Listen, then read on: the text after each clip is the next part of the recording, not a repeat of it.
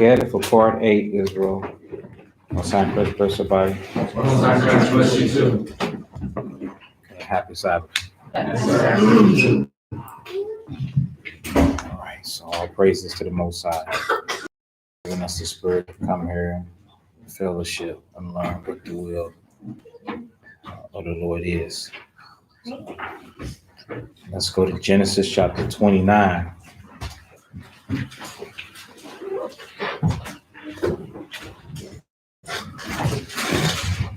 This 8th episode, we're going to continue the journey to the Passover, starting with the promise that the Most High promised to Abraham for his seed that they would inherit the land. And it's so important because he gives an insight on something that we have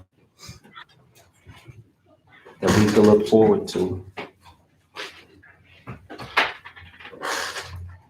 Right now, we don't have anything to look forward to.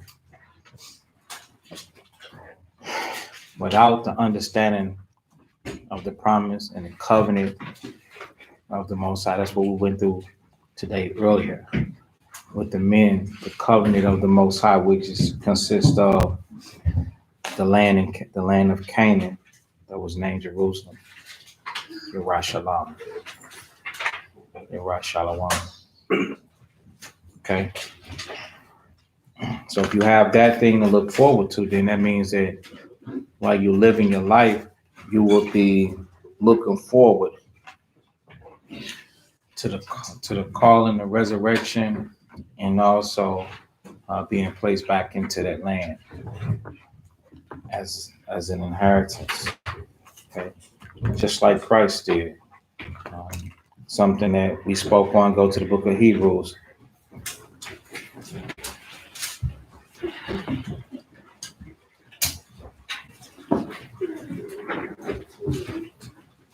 Hebrews chapter 9.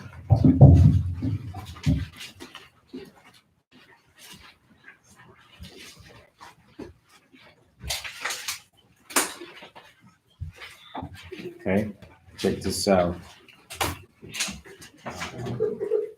Hebrews chapter 9 and 24. Read that. This is Hebrews 9 and 24. For Christ is not entered into the holy places made with hands. All right. So when Christ died, he didn't enter into the holy place made with hands. Like he didn't go into the top or the temple or the tabernacle that was here on the earth. Go ahead. Which are the figures of the truth, but into heaven itself. When the Messiah died, his spirit left his body. Okay? His spirit left his body. All praises. Thank you. His spirit left his body. Read it again. Yes. This is Hebrews 9 and 24. For Christ is not entered into the holy places made with hands, which are the figures of the truth, but into heaven itself. He went back into the Father, into the Spirit realm, to heaven itself. The covenant. So this journey to Passover, once you learn in this history, you're gonna find out that land is what you're living for. That's the inheritance right there. And in the land, it brings forth everything that it takes to sustain you forever. So Christ went into the heavens itself after death. Okay? Now, when he went into the heavens itself, he came back. You see, he came back. After 3 days, now it may take us a lot longer. If we pass a day, the kingdom might not be set up tomorrow. It might take longer, but that's okay. What I'm displaying unto you is the ability for you to leave your flesh and then the Most High to do his work and put you back into it. And that's what you're fighting for. Unlike today, living in this world, you just check to check, trying to make ends meet, trying to pay bills. You're on corruptible things. We're trying to fight because guess what? We're trying to live for things that is incorruptible.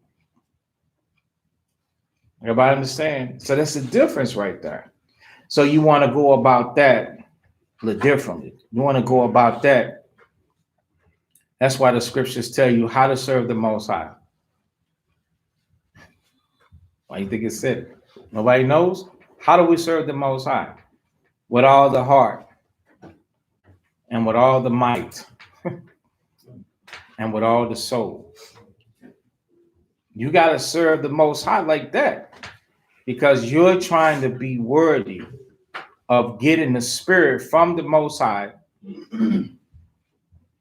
so that you can make the cut.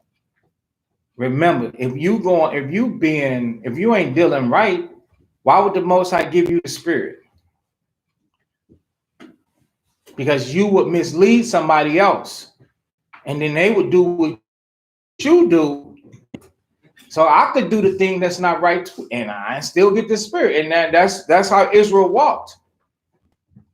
Israel walked in sin and deceiving themselves that they had the Spirit and that they were in sin. And that's why the Lord had to send Christ. So that we could stop believing in our heart, which is deceitful, which deceived us. All right. So we was at Hebrews 9, and where'd you stop at? 24. Go ahead. Now to appear in the presence of God for us. Now to appear in the presence of God for us. Okay. So Christ died, and it took him 3 days. He counseled with the Most High, and then he returned back. Go to Acts, the 1st chapter. When he came back, this is some of the things that transpired.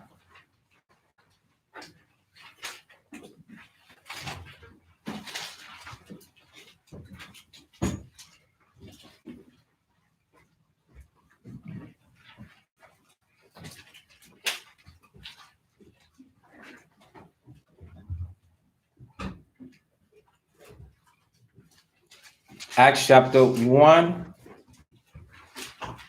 and verse 2. Acts 1 and 2. Unto the day in which he was taken up, after that he through the Holy Ghost had given commandments unto the whom he had chosen, to whom also he showed himself alive after his passion by many infallible proofs, being seen of them 40 days, and speaking of the things pertaining to the kingdom of God, and being assembled together with them, commanded them that they should not depart from Jerusalem, but wait for the promise of the Father, which said he, ye have heard of me. For John truly baptized with water, but ye shall be baptized with the Holy Ghost not many days hence. When they therefore were come together, they asked of him, saying. So this was after he came back. So when they therefore came together, they asked him, saying, go ahead. Lord, wilt thou at this time restore again the kingdom to Israel? So they saw the power of the Most High, and they saw him return and said, yo, is it now? It's now in the time. It's now the time for you to restore this kingdom to Israel. So they were in the land. So they knew that things were out of control and they didn't have the authority. So they asked him that. Go ahead. Verse 7. And he said unto them, it is not for you to know the times or the seasons which the Father had put in his own power. But ye shall receive power after that the Holy Ghost is come upon you. Right. So in other words, he's telling them, you can't know right now when it's going to happen. All right. Go ahead. And ye shall be witnesses unto me both in Jerusalem and in all Judea and in Samaria and unto the uttermost part of the earth. So that's it.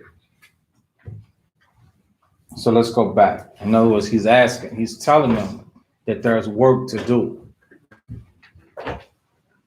Because if he would have set the kingdom then, what wouldn't have happened? Well, yes. What wouldn't have happened? Okay, that wouldn't have happened. And what else? Eventually it would have happened, obviously, but what had to happen first? The falling away, but something else had to happen too. Ephesians 2.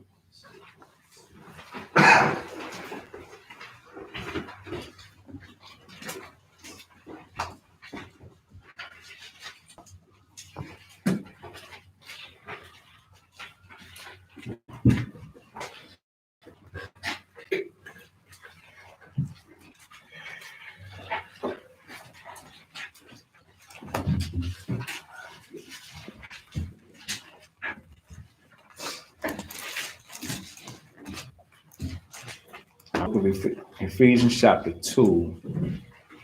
Let's see.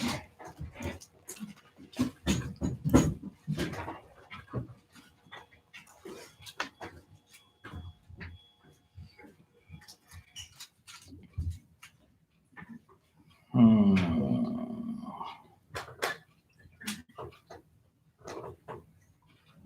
12. This is the book of Ephesians, chapter 2 and 12. That at that time you were without Christ, being aliens from the commonwealth of Israel, and strangers from the covenants of promise, having no hope and without God in the world. So remember, in case they wanted the kingdom to be set up.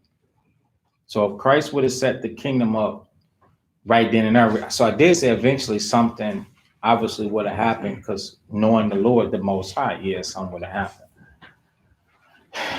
But the way that the story goes, it was something that wasn't ready. It couldn't happen. So someone said the falling away in Thessalonians, which is the prophecy of Deuteronomy chapter 28 and 68. That's correct. Those things wouldn't happen.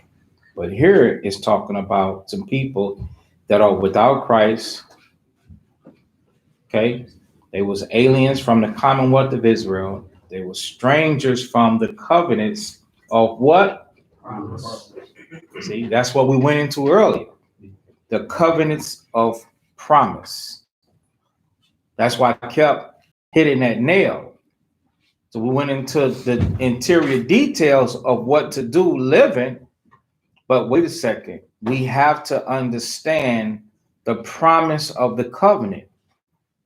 And so when we get to our Passover lesson, you have to understand it. Everybody's fighting for the land. We want our land back. So we're working and keeping the commandments so that we can get our land. So that all debt will be wiped away permanently forever. That's the most important thing. We know how to act at this point. Now we have got to maintain the good works, because we've been learning, we're teaching one another, we're sharpening one another. But it's that promise that's so important, the promise of that land of Canaan that the Most High gave to us. It's a good land. It yields and brings forth a lot of good things. Okay? So now, and they out there having no hope and without the Most High in the world. So if the kingdom was set up, it would be kind of hard. Go ahead. But now in Christ, ye who sometimes were afar off are made nigh by the blood of Christ. But now in Christ, you see that ye is talking about a certain type of people, okay, who sometimes were far off, are made nigh because of his death. Okay. And that ye, well, I'll wait before I spill the beans. Go ahead. For he is our peace. For Christ is a peace. At least he's supposed to be. But a lot of brothers out there have not accepted the peace one with another. They still at war one with another. Go ahead. Who have made both one. Who have made both one. Okay. And the ones that at Jerusalem, the dispersed among nations, and the ones that was at Jerusalem that felt like those are not my people. The same way that some of you might look at people and be like, you ain't in the truth. Why you coming around? You ain't in the truth. We keep the Sabbath. You call on Jesus. But what they don't know is that they haven't been taught. That doesn't mean that they don't believe. Now people have got to teach them to add works to the they can be complete. But you got to humble yourself to know that it's about baby steps. The same way you took baby steps, they got to take baby steps too. So there are people out there. So the kingdom is set for a certain way. Once you in, you in. And everybody that's out is out. So if the kingdom is set up, that's it. If you didn't get taught, that's it. It ain't no, well, now we finna teach Israel in the kingdom. If you don't make it, you don't make it. So if Christ would have at that time restored the kingdom, everybody that didn't hear Christ, they would. Y'all kind of get it? Y'all understand it? So that's why he had to say it's not for you to know the times, because he understood there were more people like these people here. So it says, and have broken down the middle wall of partition between us. So Israel was not at the full capacity. All 12 tribes was not in the land. All 12 tribes had not been preached Yahweh. The kingdom cannot have been set up. You'd have had the bulk of your nation gone, man. 85% of them gone. So we got to know, we got to understand that. Go ahead. Verse 15. Having abolished in his flesh the enmity. Right. Having taken it upon himself to teach. So abolish means to destroy hate. Self-hate, hate towards your people, and to educate you with the spirit of the Most High by baptizing you with the spirit and fire. What is the fire? Your own cross. Every man drawing, every man and woman living and going into various temptations. And then learning to triumph in and over those things as you use the scriptures. Go ahead. Even the law of commandments contained in ordinances. Even the law of commandments contained in ordinances, which is going into the rites, rituals, sacrifices, destroying it. Because as we spoke in earlier, for every animal that Israel sacrificed, that could have been an attempt on your life by the Most High. You bring something for a sin offering, you kill the beast, that actually was supposed to be you being destroyed, because the wages of sin is death. And the only way that sin is purged is through blood. Remember, we went back through that.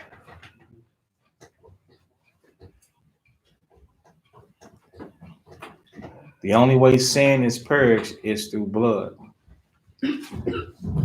So now Christ did that for us, bled for us in exchange for teaching us. Now that we have learned and learning, the only way sin to be purged is through blood. Does that same rule apply?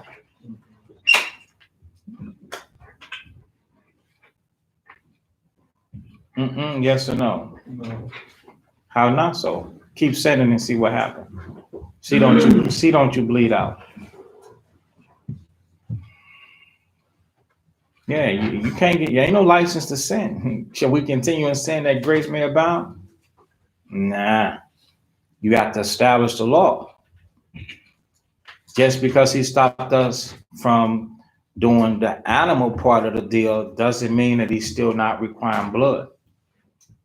It's just a blood. And sin has a way to hide that and make you think, like Satan did Eve in Genesis. Thou shalt not surely die. She's dead now. She's dead now. When she wasn't meant to die, he tricked her. And that's what sin does to a bunch of brothers and sisters. He tricked you. He tricks you with the pleasures and the lust of the flesh. He trick and deceive you with that thing, with things that feel good. They make you feel good. It comforts you. And after you feel good, you still faced with the fact that I got to deal with these laws. Okay. So we was in Ephesians chapter 2 and 15, having abolished in his flesh the enmity, even the law of commandments contained in ordinances. Go ahead. For to make in himself of twain one new man, so making peace. So making in himself the two half of nations, well, the dispersed. I know today we might say the northern and the southern, because they lived on two different parts of the land, the northern part of Israel, the southern part of Israel. But the twain is the dispersed and the ones that was in Jerusalem. To make those two, to make them one new man, one nation, one new nation. So bringing peace between not only just the nation, but verse 16. Read that. And that he might reconcile Both, go ahead, unto God. both unto the Most High. So not only, so he would get us to apply the scriptures and turn spiritual and be able to accept one another and then return the whole nation back into the Most High. So if Yahweh the Christ would have set the kingdom up when they asked, a lot of people would have been left out. The things that you do today alters tomorrow and beyond. I cannot reiterate that enough.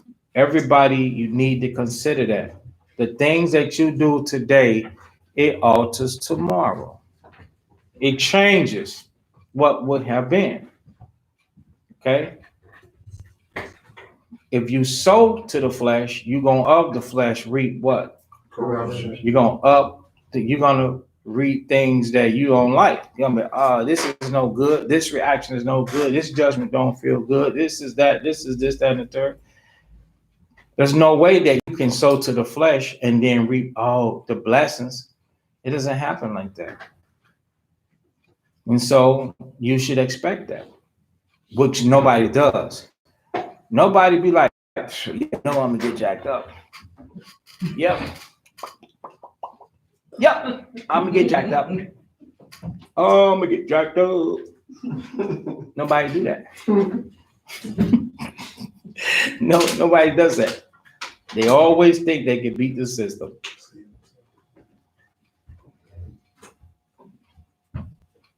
Deceiving themselves, right? All right. So, let's sit with that. Let's go back. Get started.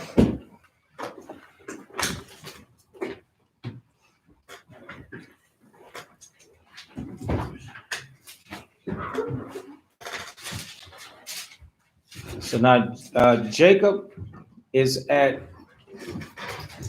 the house of Laban, his uncle, his mother's brother.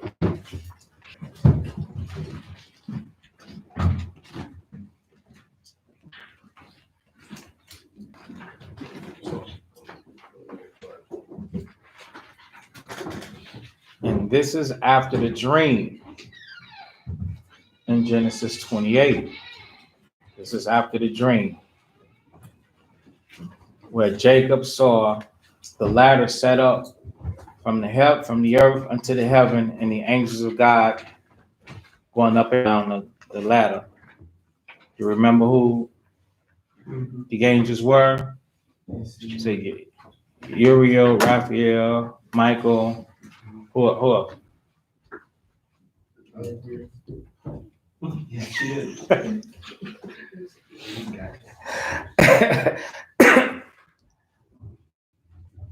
We never said none of those things. It was a trick. Those were his seeds.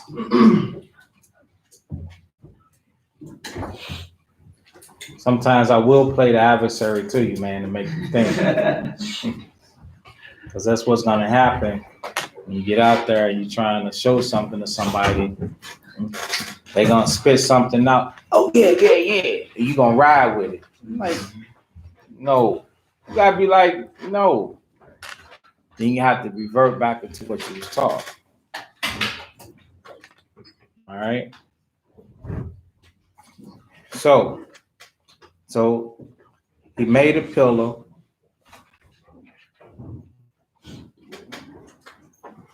And dedicated it to the Lord. And he vowed his vow. So now Genesis 29:1. Then Jacob went on his journey and came into the land of the people of the east.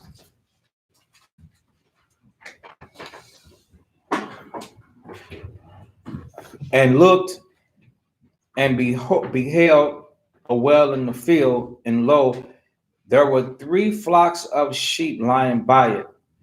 And out of that well they watered the flocks, and a great stone was upon the well's mouth. And thither were all the flock gathered, meaning there. And they rolled the stone from the well's mouth and watered the sheep, and put the stone again upon the well's mouth in its place. And Jacob said unto them, My brethren, whence be ye? And they said, Of Haran, or we. And he said unto them, Know ye Laban, the son of Nahor? And they said, We know him. And he said unto them, Is he well?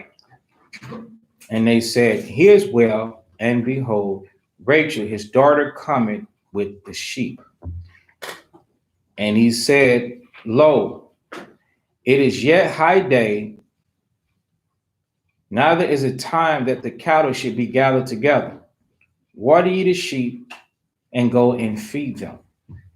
And they said, We cannot until all the flocks be gathered together, until we roll the stone from the well's mouth. Then we watered the sheep. Seemed like he was about trying to get a moment, because he was asking them to leave. Maybe he's trying to get a moment just with him so he could see what's going on with her. I can speak with her. So verse 9, and while he yet spake with them, Rachel came with her father's sheep, for she kept them. Some animals, they will literally follow you around because they know where you're going. So you could walk and the sheep will follow behind you, or the goats will follow behind you. They'll walk with you. Okay, and that's what was happening. It was actually walking with her. When you see them all scattered upon pasture, they just do that grazing, eating, walking around. But when the master comes, they knows that this is the person.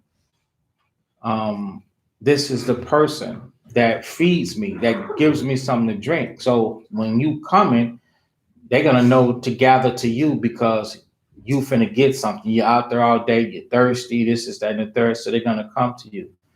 The scriptures say that the ox knows its owner and his ass is master's crib. So they know that. All right. For some reason, Israel, we do not know. We won't even consider.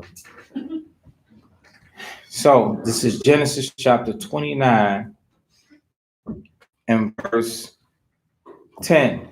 And it came to pass when Jacob saw Rachel, the daughter of Laban, his mother's brother, and the sheep of Laban, his mother's brother, that Jacob went near and rolled a stone from the well's mouth and watered the flock of Laban, his mother's brother. And Jacob kissed Rachel and lifted up his voice and wept. And Jacob saw Rachel, that she was her father's brother, and that he was Rebekah's son. And she ran and told her father. I'm sorry, Jacob told Rachel. That didn't make sense. Jacob told Rachel that he was her father's brother, and that he was Rebekah's son. So Rachel told him who he was. All right. And she ran and told her father. And it came to pass when Laban heard the tidings of Jacob, his sister's son, that he ran to meet him and embraced him and kissed him and brought him to his house. And he told Laban all these things. So this kissing is going on. What type of kiss is this? This is not a mouthly kiss. It's the type of, when you embrace somebody, like at times we would embrace one another and give one another a hug, but they would touch the mouth on the cheek. They would, they would kiss on the cheek. Okay. Not so much as one another, but if so, yeah, everybody kind of understand.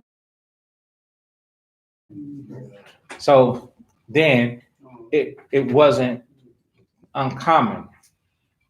Today, people are like, don't put your lips on me.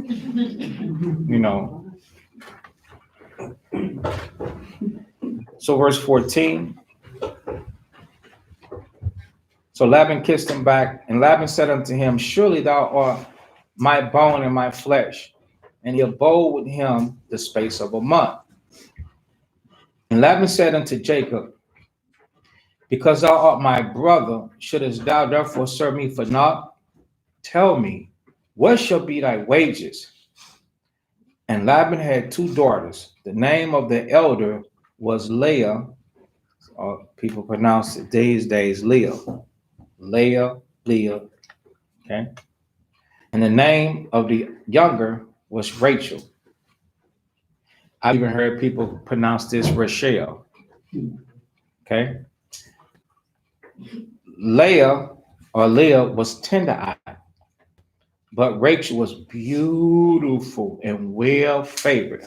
So for the scriptures to say that Rachel was beautiful and well favored, what would tender-eyed be? Not pretty. You gotta find one. Huh? Tender eye, you gotta find this depending on like personality or tender eye. Hurt to look on. Yeah. If something, listen, if something is tender, if you touch it, it what? It hurts. It hurts. So now she's tender-eyed. It hurts your eyes looking at this one here. This one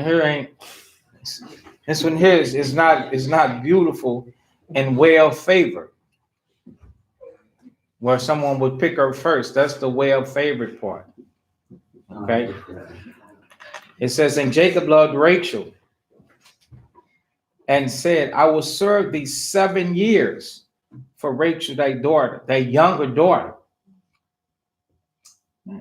So during that time, he's like, yo, 7 years. He didn't be like, yo, I'm just, let me get with her. So this communication is 7 years long. 7 years long. You brothers in here hearing this. So you brothers is quick to just jump on a woman. You are like a pit bull with the pink thing hanging out. Yeah, you can't be like that. That's the old man. Somebody call him mama. That's the old man picking up chicks. You can't be like that. That's the spirit of whoredom and wickedness. Now, verse 19. Yes, 19. And Laban said, it is better that I give her to thee than that I should give her to another man. Abide with me. So he agreed. And Jacob searched 7 years for Rachel, and they seemed unto him but a few days, for the love he had for her. So he didn't sneak around and on the low without a show of hands. How many brothers would sneak around on the low and deal with her anyway without a show of hands? I don't want to see your hands popping up. I want your spirit convicted, because you would be dead. You're gonna think that this is sent from heaven. Everything you got, and Satan gonna be throwing your mind. Let's take Satan out of the. Let's take Satan away, because most you don't understand how Satan works, and you don't understand that it do be Satan. You look at it as, this is me. This me, G. This me. This is what I think. This is what I feel. Okay? All right? So Satan ain't got nothing to do with this, right? Satan ain't got nothing to do with this. He ain't got nothing to do with this. This is me. Why I gotta be Satan? Okay, let's take Satan out. So since Satan is out, how long can you last? And then if you fall short, knowing that you already agreed 7 years, who is it? Who is it? Nah, because you're going to call me Satan. Now I'm Satan. I agree and she agreed. Can't do it. You'd have to do it. Or you have broken a covenant. Yeah, you have broken covenant. And you know, people did put you to death for dealing with their daughters if they didn't want you to. You know, the law was that, okay, you to take her anyway to be your wife, but if they, if they wanted, because I mean, you dealt wickedly, so people who deal wickedly want you to deal with them according to the scriptures. You notice that? Deal righteously with me, but I'm going to be wicked with you. Where did somebody kill somebody in the scriptures for dealing with their daughter? Because this is where I'm getting this from. Where? You could just quote it out so we could keep moving, because I've already paused and I want to keep going.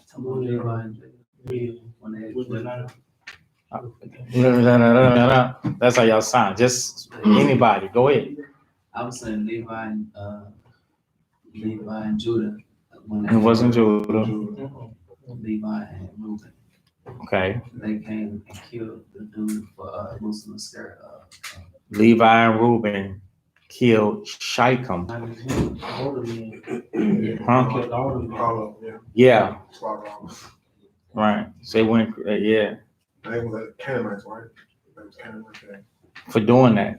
So the men, a lot of men lost their lives for doing that. Just do what you want to do. Just think that, okay, I love her. That's when people kill you the most. Yeah. They hurt. It's like they hurt you the most. Okay. So that's 7 years. Now it says, but it seemed to him but a few days. So he kept himself busy.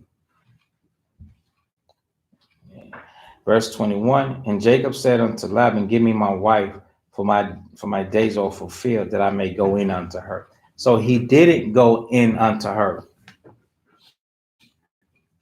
before then. Right? He did not do it. He had some self-restraint. Brothers, you got to have rulership over your spirit. You cannot be a weak man. Okay? Just like sisters. So we're talking about Jacob. What about Rachel? Rachel knew the agreement between her father and her cousin, and called also brother. She knew that agreement. So she wasn't like, well, let's do it anyway and we're gonna keep it. That is Satan. You're a bad person. You're bad people. You cannot just do that. When you know that you're supposed to apply the laws of the Most High and have some constraint, you must let your lust take the back seat. That was a post that I made a while ago. You cannot put it up to the front seat and give place to it. You cannot flirt with sin. You cannot entertain sin. You can't dabble or dally with lust. Because if you do, you're gonna fall. And when you fall, you're gonna feel confused.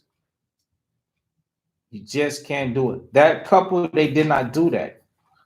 So Rachel had a responsibility too. And that responsibility was to allow this man to work his days out. They didn't go around kissing and touching and rubbing and fornicating. They didn't do it, or it will be wrote in the scriptures. They did not do it. They respected one another. They respected the commandments of the Most High. They both came from families, as you can see, that was taught. And I understand that there are some seductive women in the world, but she wasn't doing that. And even if she had it, Jacob didn't fall for it.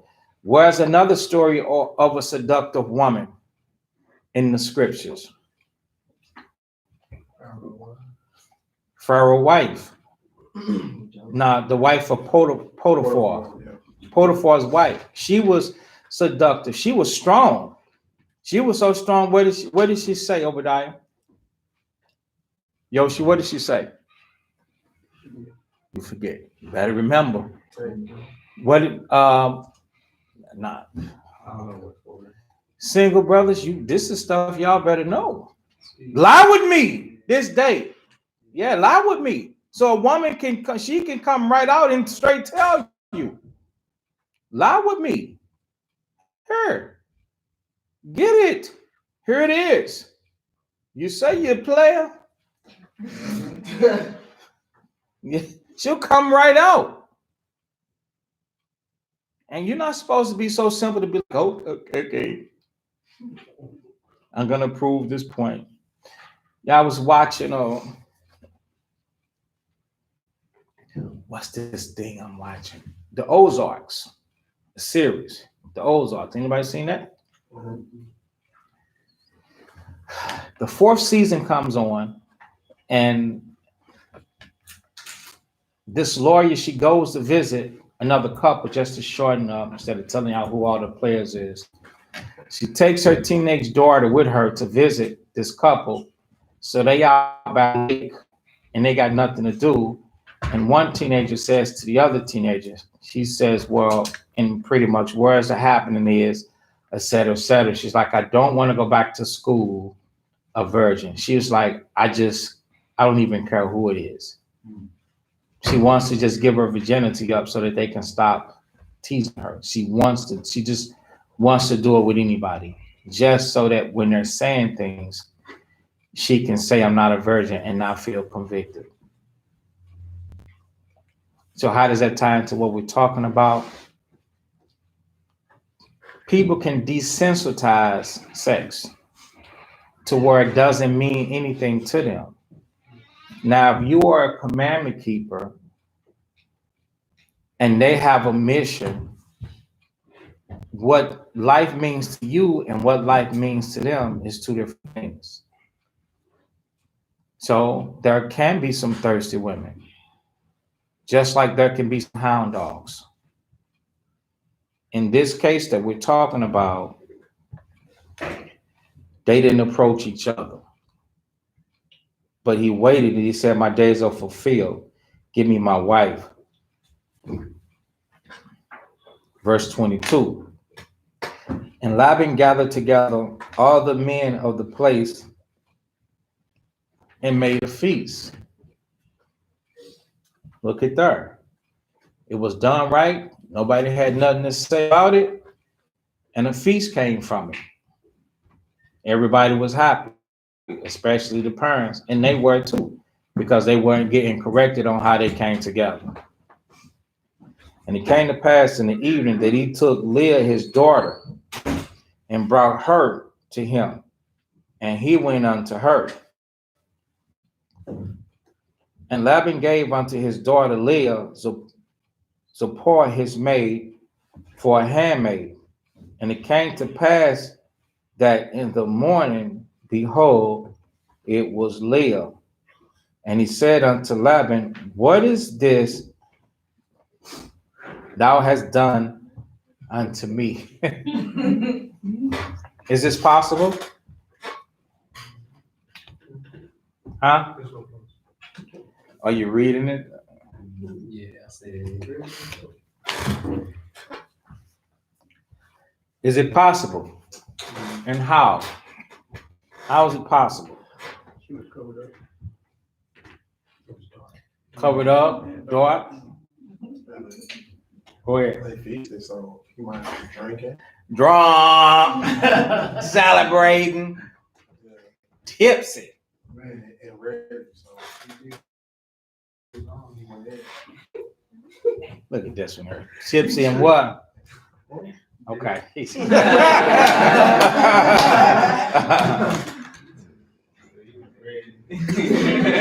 And ready. What is going on up in here?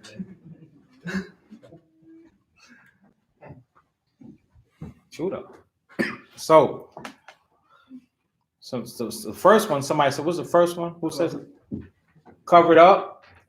Yes, because Rachel was known to have a veil on.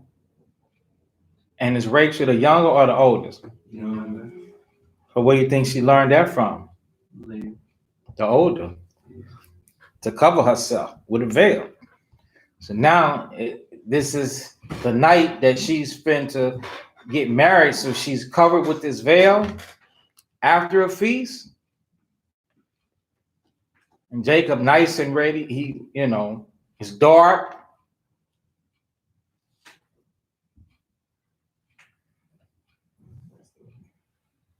It's dark. That's all I can keep saying. It's dark. It's dark and it's what? It's dark.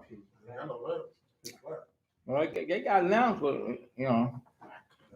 lamp tonight. It's dark. All right. So he went in. So where we stop at? And it came to pass in the morning, behold, it was Leah. Now he could see. And he said unto Laban, what is this thou hast done unto me? Did not I serve thee for Rachel? Wherefore then hast thou beguiled me? And Laban said, it must not be so done in our country to give the younger before the first.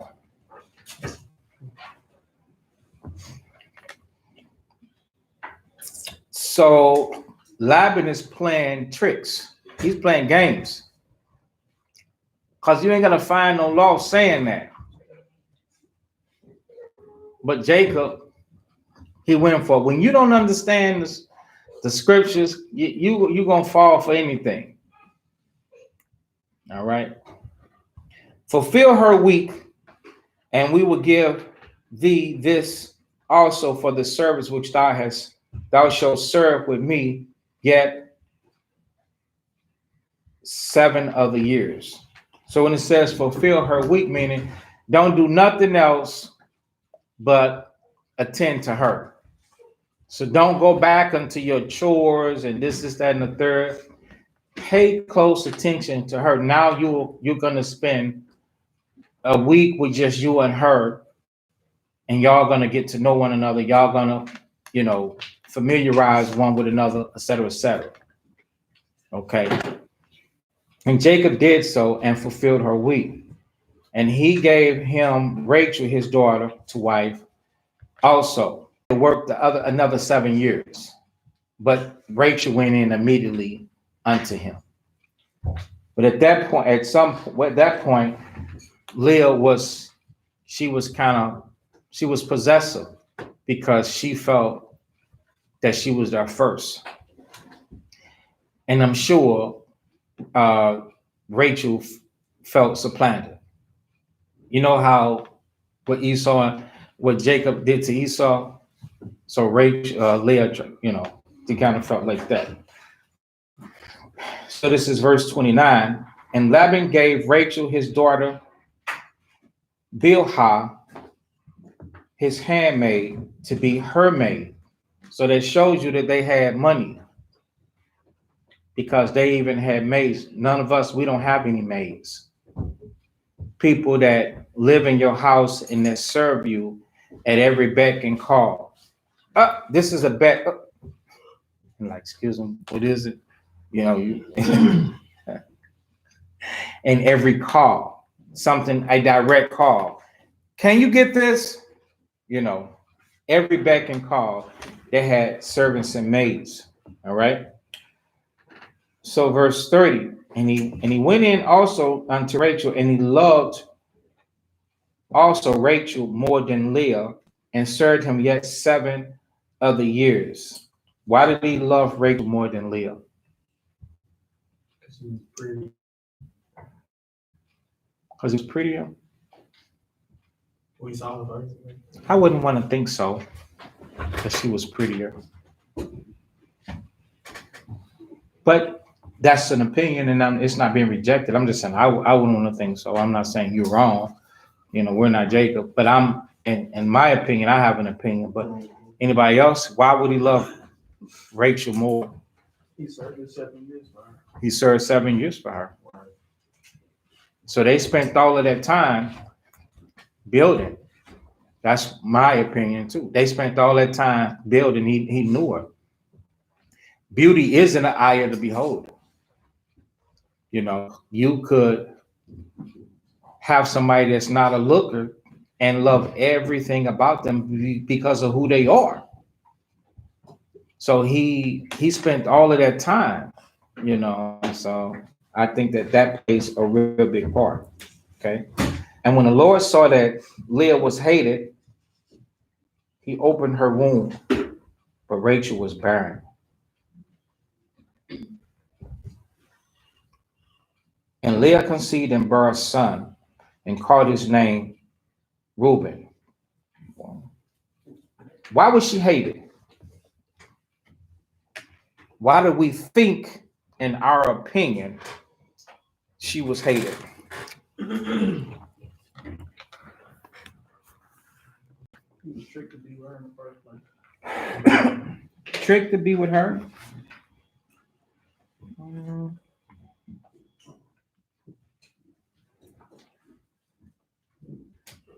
Anybody else? It's not bad. She was tender. Tender. They not all gonna be beautiful, Uzziah. I know. And not only that, to think about it, there are a bunch of, and I know that, sisters, I don't want to hear it from you. There's some beautiful and well-favored sisters in Israel. And the thing, a lot of it's like when you see whores and harlots, they take they self and they just prostitute it.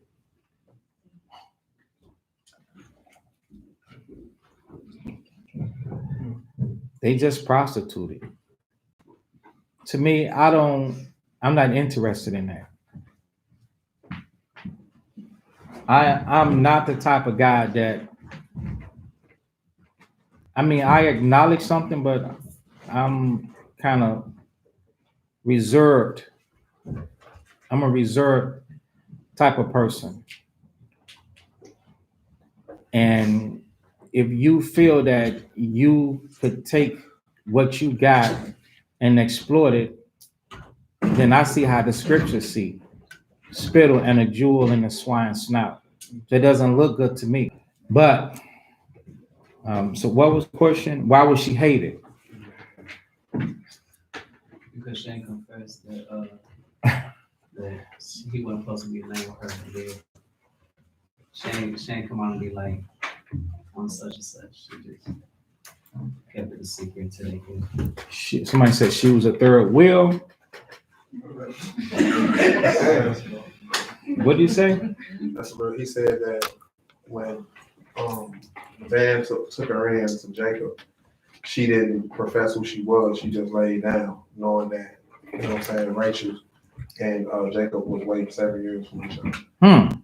That was, I think that's real nice. Mm-hmm. Okay. Anybody else? Why do you think she was hated? One said she was ugly. Another said because she didn't let it be known. Laban was deceitful from the beginning, so, and he made that up as he went along. Oh, it ain't done around here like this and this. So you run everybody's house. Okay, Obadiah, spit it out. I was gonna say, because he proved Rachel, so he knew her more than he knew Leah. We already said that. That's what I was gonna say. That's all I was gonna say for that part. Okay. Go ahead, Yash. You know, the scripture say that, you know, she was hated. I want to say, when it says she was hated, not so that Jacob hated her, but it's more like she felt hated because Jacob was all about Rachel and Rachel was all about Jacob. So she felt like she kind of was not getting shown any attention or just passing aside. So with that being said, it's like, okay, she was hated in that aspect.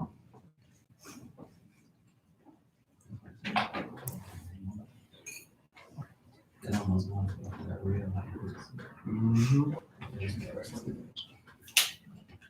She was hated. It says, why was she hated?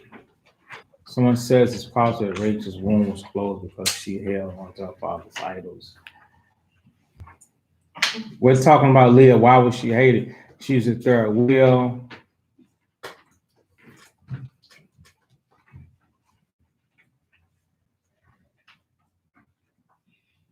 It's something y'all missing. Listen, when the scriptures come out, either the answer is right or you need to think about real life. Okay, thank you, RJ. Just remove yourself. Remember from the beginning, Rachel kept the sheep, so she was a worker. You know, so she was kind of proactive in making the work.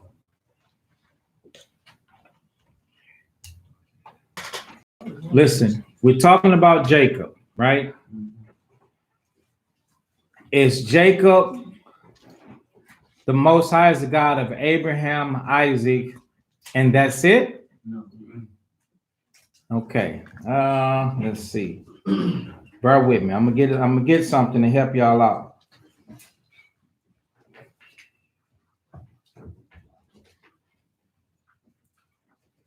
Bear with me.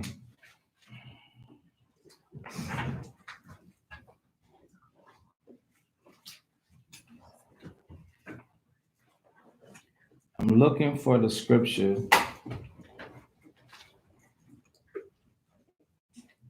It says how Abraham, Isaac, and Jacob have not sinned.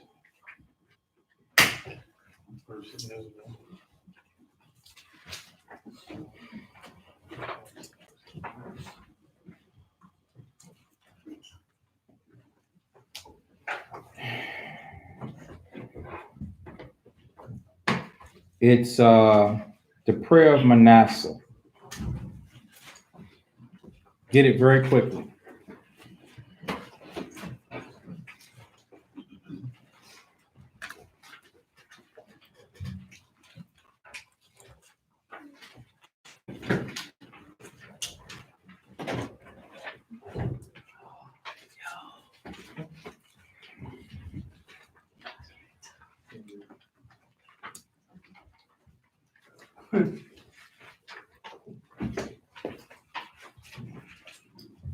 All right.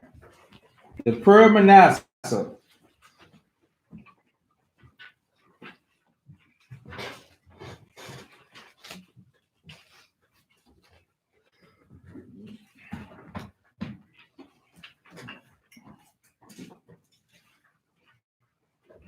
And find in the middle where it says, Thou, O Lord, according to thy great goodness.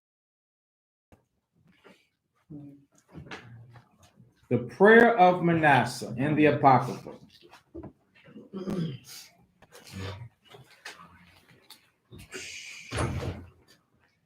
Thou, O Lord, according to thy great goodness, has promised repentance and forgiveness to them that have sinned against thee,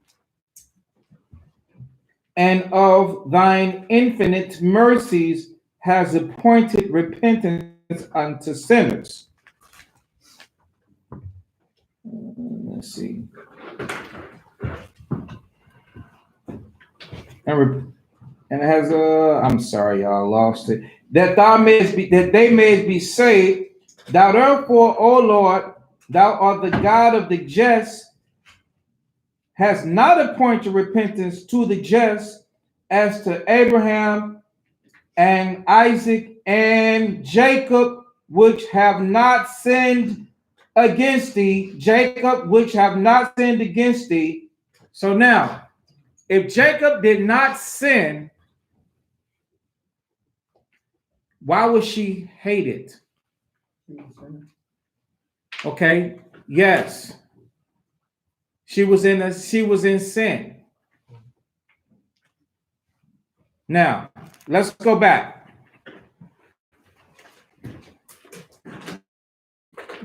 Genesis chapter 28, and somebody said it. And the latter part of 25, you see where it says, Wherefore then hast thou beguiled me? So Laban tricked him, right? And he allowed Leah to go in and deceive this man and trick this man. If you are a righteous person, are you going to do that? And if you do that, you think that that's going to be your first sin or your only sin? No.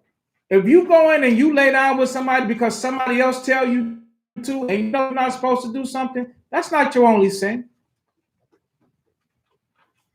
So this woman has some problems. So I don't believe it had anything to do with her looks.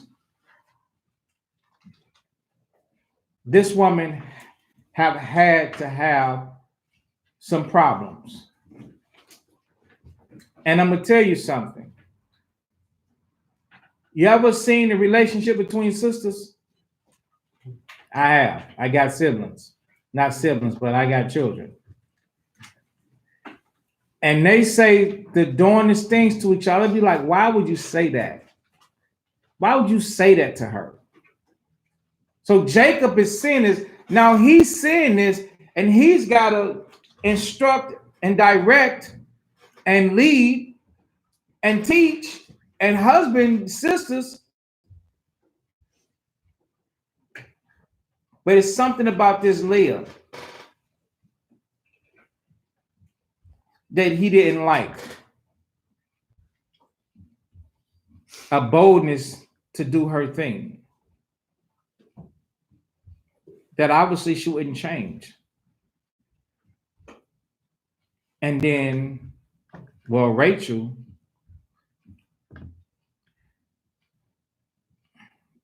well, he still had that love for her.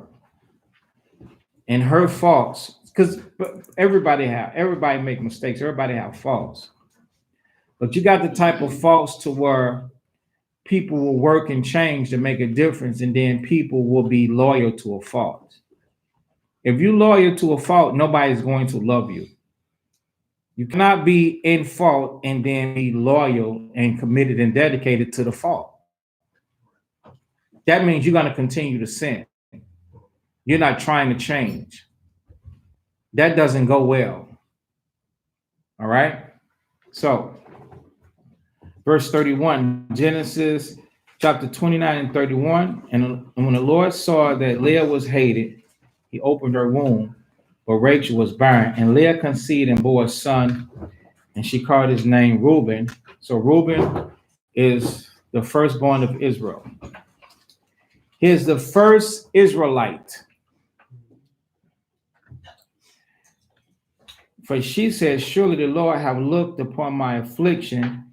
Now therefore my husband will love me. In order to get the love of her husband, she's got to change her attitude. Because Jacob is not in sin. Sisters, if you want your husband to love you, you got to change your attitude. You can't walk around with the same old shitty attitude, excuse the language, with the same old poopy attitude. Is it better, poopy? Same old poopy attitude, and you want the husband to love you, but you got the same bad attitude, the same anger issues, the same vexation of spirit, the same big mouth, but you want him to change. And the only thing that you can feel and care about in your tantrum is how he hates you. It's not that he hates you, he just doesn't like your spirit. He don't like the spirit that you walk in, the spirit that you respond in, the countenance on your face. He's not liking that. Okay? So, and she called that affliction. Surely the Lord have looked upon my affliction. Now therefore my husband will love me. And she conceived again and bare a son. So she's just bringing forth the will of the Most High, regardless anyway. And said, because the Lord have heard that I was hated, he have therefore given me this son also. And she called his name Simeon. Okay? So that's the second one. He's number 2. And she conceived again and bare a son and said, now this time my husband will be joined unto me. So she keeps getting years going by and having these sons. And each time she's thinking that it's going to make a difference. It's going to make a difference. And now she's like, this time my husband will be joined unto me. The discomfort that she's feeling, it still ain't changing. Jacob, we just read, Jacob did not sin.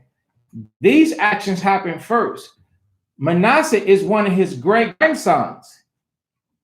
And through the Most High say, Jacob didn't sin. So Jacob was not in sin in this. So we're reading 2 different actual points. So if Jacob wasn't in sin, we got to be like, Leah, what was you doing then? For there to be the division, a separation, a breach. You had to be doing something for you not to feel that he is not joined unto you. That's in your mind. Because sometimes bad behavior might make a person standoffish unto you. Because I have borne him 3 sons. Therefore was his name called Levi. Levi means joined. And she conceived and bare a son again, and she said, now will I praise the Lord.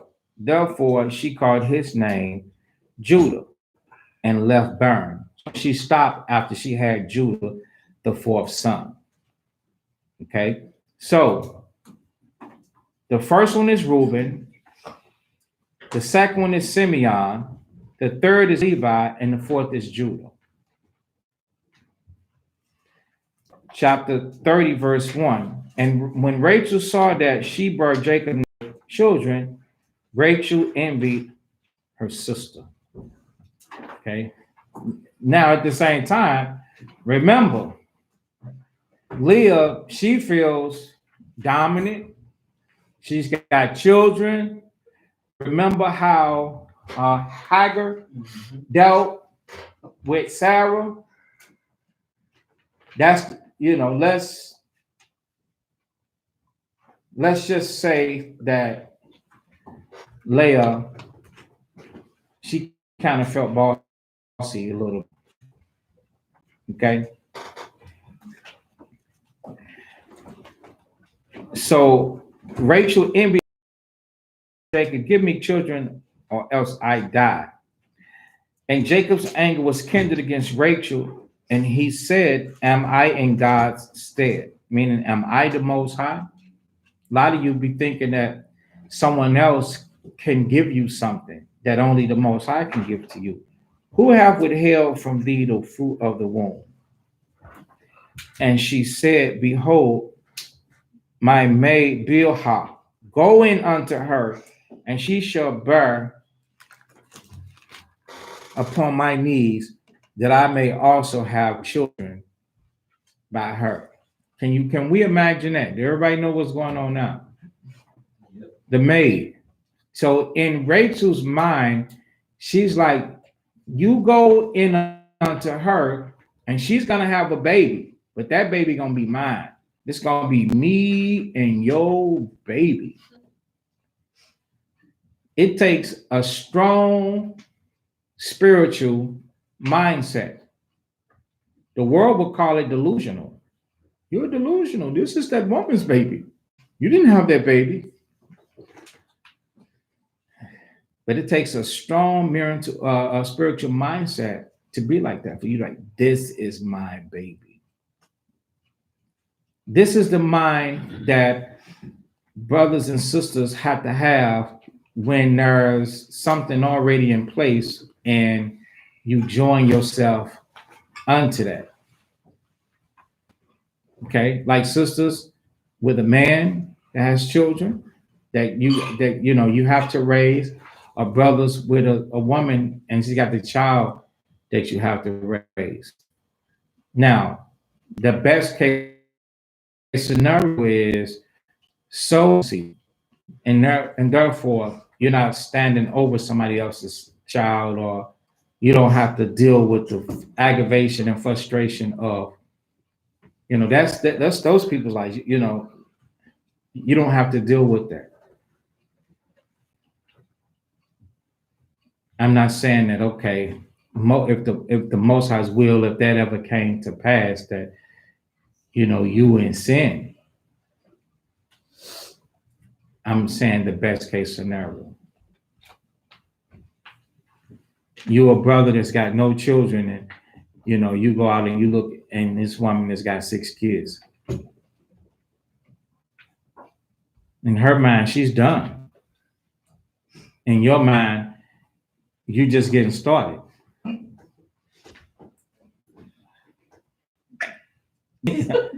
You see, you don't think about that though.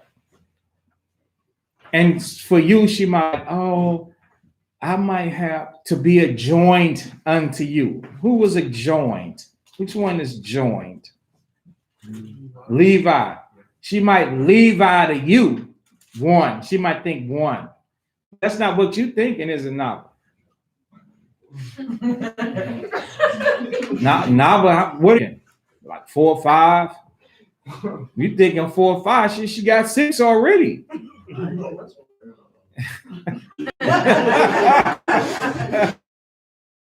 She got 4 or 5 already. Now she has 6. I said 6. She got 6, and she like, I'll leave out 1 for you, just to be joined unto you, to soothe your mind.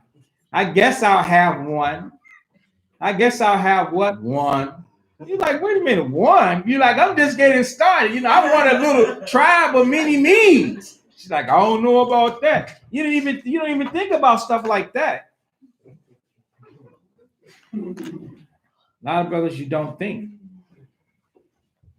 Also, sisters. Oh yeah, sisters. He's got 4 or 5 children, and you got none. And you join yourself to him. Trust and believe. He might have been the Rolling Stone, and they might not even be in the house with him. But he's already split. Even consider you. You don't think about that. You just think about he works so well. Most women are attracted to how men wear clothes. Y'all might as well be attracted to the Macy's or something, to the department store. But they aren't. They aren't attracted to the department store. You like to go shopping. You have to think about that.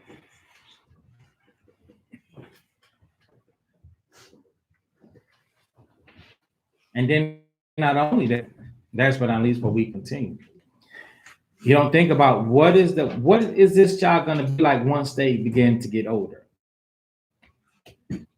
What entails and what comes along with that? The maintenance comes along with that.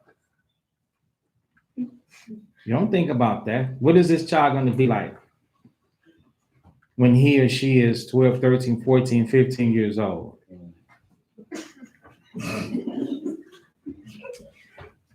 And you still there, time flies. They step aside, they won't get this if they decide to, get like mannish on you. Like acting like a man. You're like, yo, boy, you 15 years old. Who had that problem? Is that baby boy? Vine Rhymes and Tyree? That was baby boy, right? Yeah. You know how they was clashing inside of the house. So he didn't think about the problems that he would have with a woman with a child that age. Melvin was his name, right? They had a fight. He was Cod Strong, yeah.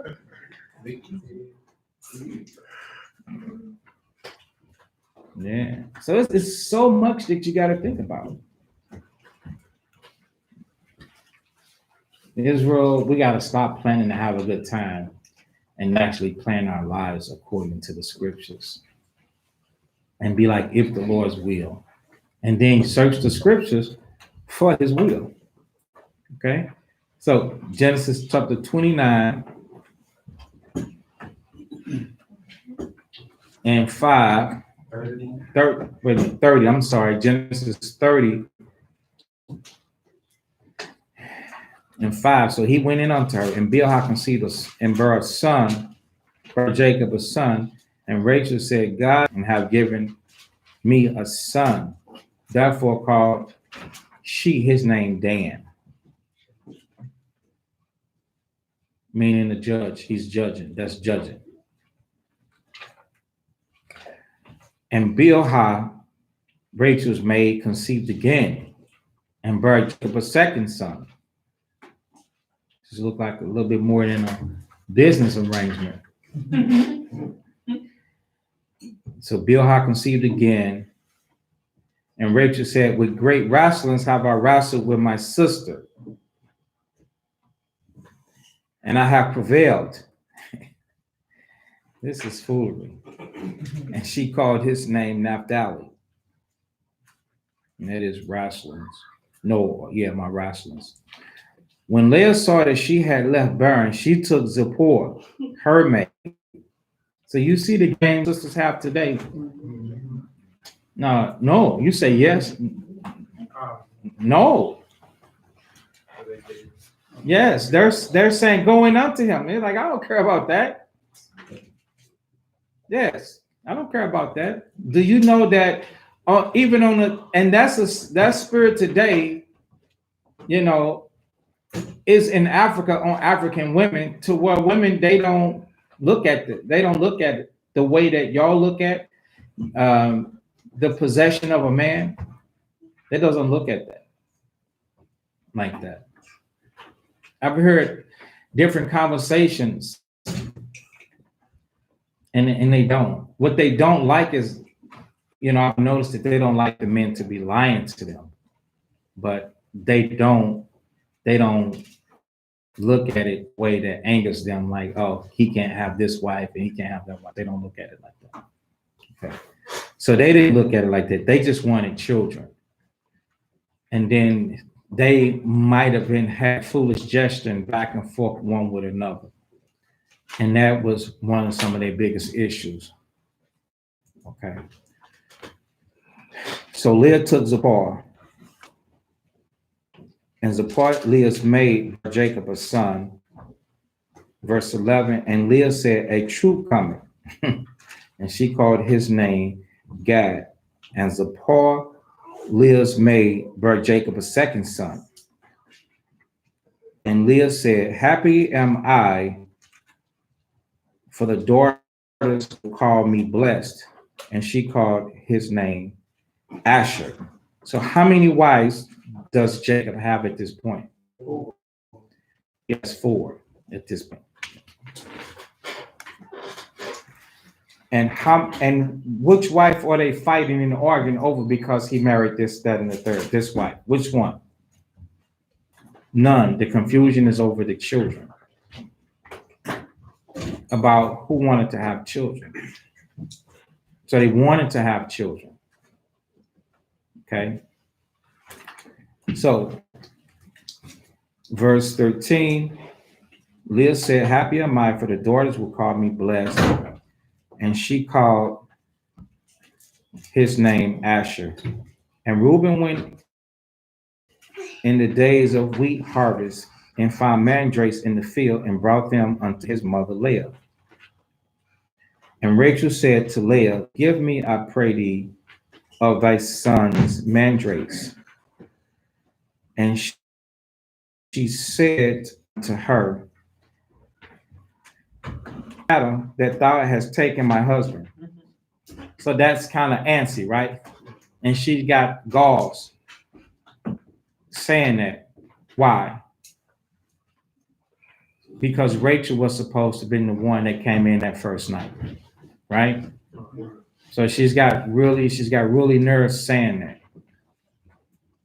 Is it a small matter that thou hast taken my husband? You took my husband, is what Leah is saying. You took him.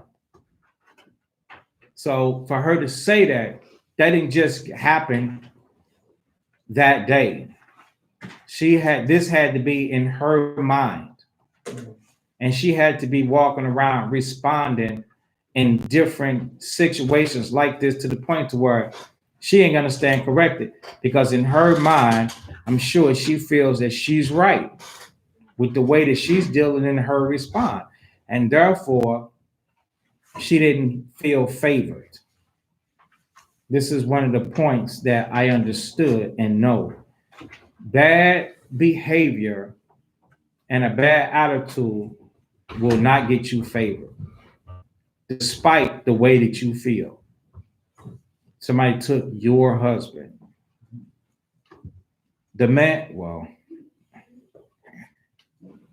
I'm just going to finish. It says, and wouldest thou take away my son's mandrakes also? And Rachel said, therefore he shall lie with thee tonight for thy son's mandrakes. So Rachel said, I'm going to send him home to you. Let me get some of this mandrakes. And Jacob came in out of the field in the evening, and Leah went out to meet him and said, thou must come in unto me, for surely I've hired thee with my son's mandrakes. And he lay with her that night, and God hearkened unto Leah, and she conceived and bare Jacob a fifth son. And Leah said, God have given me my hire, because I have given my maiden to my husband. And she called his name Issachar. And Leah conceived again and bare Jacob a sixth son. So this is two. So now Issachar is 5 from Leah, and now she's pregnant again with the 6. And Leah said, God have endued me with a good dowry. Now will my husband dwell with me, because I have borne him 6 sons. And she called his name Zebulon. 6 sons, that's nice and strong, ain't it? Okay. And afterwards she bore a daughter and called her name Dana, or some say Dinah. And God remembered Rachel, and God hearkened to her and opened her womb. So Rachel was praying. So sisters that are not having children and wanting children, pray unto the Most High. Something I thought about yesterday, I think this was, I think we're going to someday enter into a generation to where there are children born without a birth certificate and social security card. Look at the times that we're going into. So Israel, we're going to break that cycle, because remember, if you don't take the mark of the beast, you ain't going to be able to buy or sell, right? So you ain't going to be able to get nothing, right? You ain't going to even be able to get no medical either. But you think that's going to stop us from having children? No, still going to have it. So I was thinking about, well, how to do that. We need people to know how to do that. You have to clamp that umbilical cord, cut it, and find out what clamps that can hold that cord there until it falls off like normally do. So all the training and stuff that your sisters and had that has babies, you're gonna have to remember some of the things that was done, because we're gonna enter into a time frame to where you're gonna be in the hospital doing it. And children, they're gonna survive. They'll survive. Yep, gonna have to have those clean towels and cloths and materials that warm water, wash them and wrap them on up and cuddle them and keep it moving. And then breastfeeding is gonna return. Look at God. What else? What are you gonna just stop? We're gonna stop bringing forth because you can't go to the hospital. You can't go to the hospital. You know that. You know that. They ain't gonna leave you up. They ain't gonna let you go. All right, go ahead. And during that time, where do you think we're gonna get our food from? Unless we might grow it. So, Yeah, most vibe. So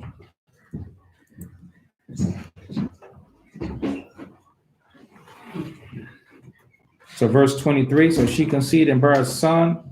So we after Dana, right? Yeah. Verse 22, and Rachel, and God remembered Rachel, and God hearkened it to her, and he opened her womb.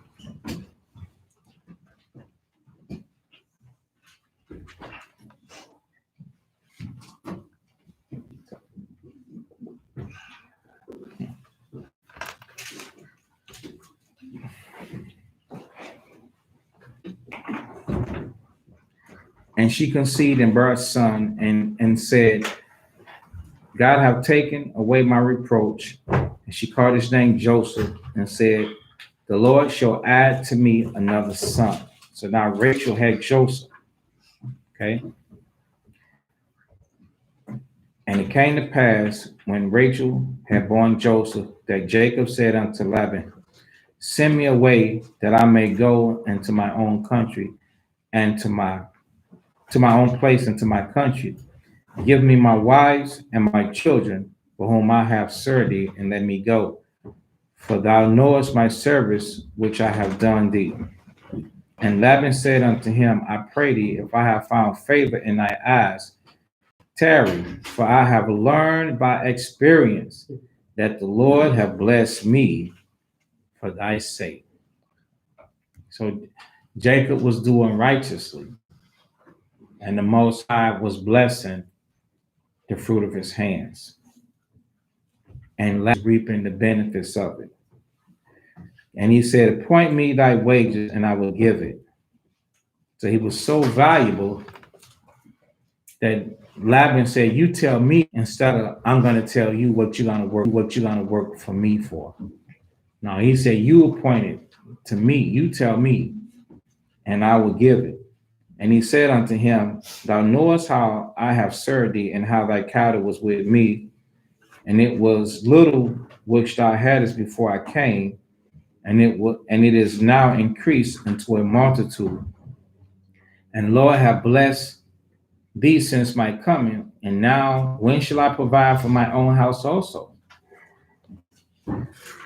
So that goes to show us that it should come a point in time that when you're working and you got a certain skill to where you're like, okay, I've helped you and I've seen that you grow and prosper. And then Jacob, he did learn also on Laban's field. He said, hey, I want to provide for my own. So don't be afraid too. If you out there and you got skills, and then you're gonna branch off, and now you're gonna branch off and you're gonna start doing certain things. You're gonna start providing for yourself. Okay, like if you're a builder and you work for a builder, or you're a nurse and you're working and you know the industry and things like that, and you got the qualifications and you got the et cetera. Say for instance, if things were we were back at work and things were wide open and the wind was blowing and no corona was out there.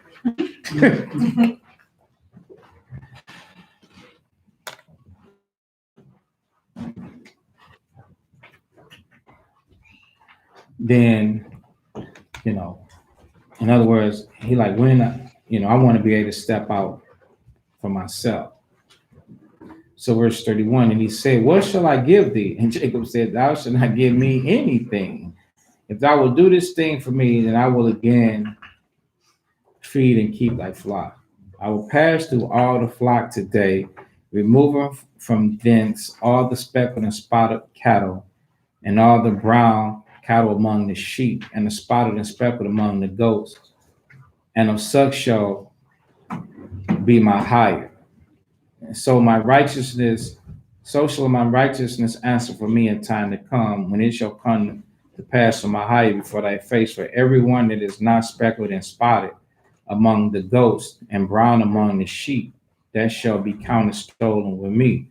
And Laban said, behold, I will it might be according to thy word.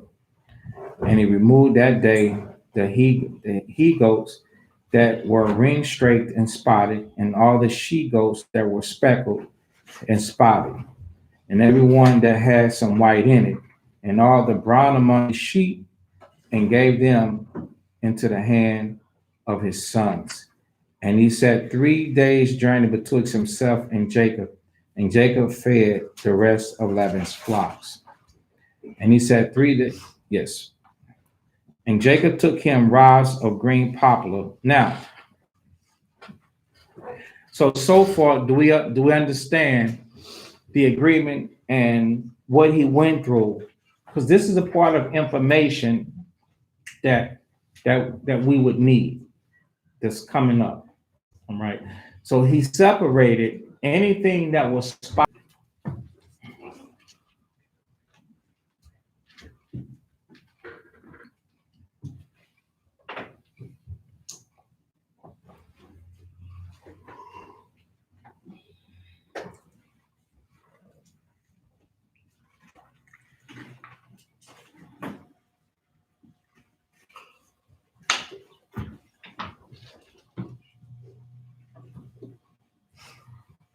So anything that was anything that was discolored. If it wasn't solid, it was his.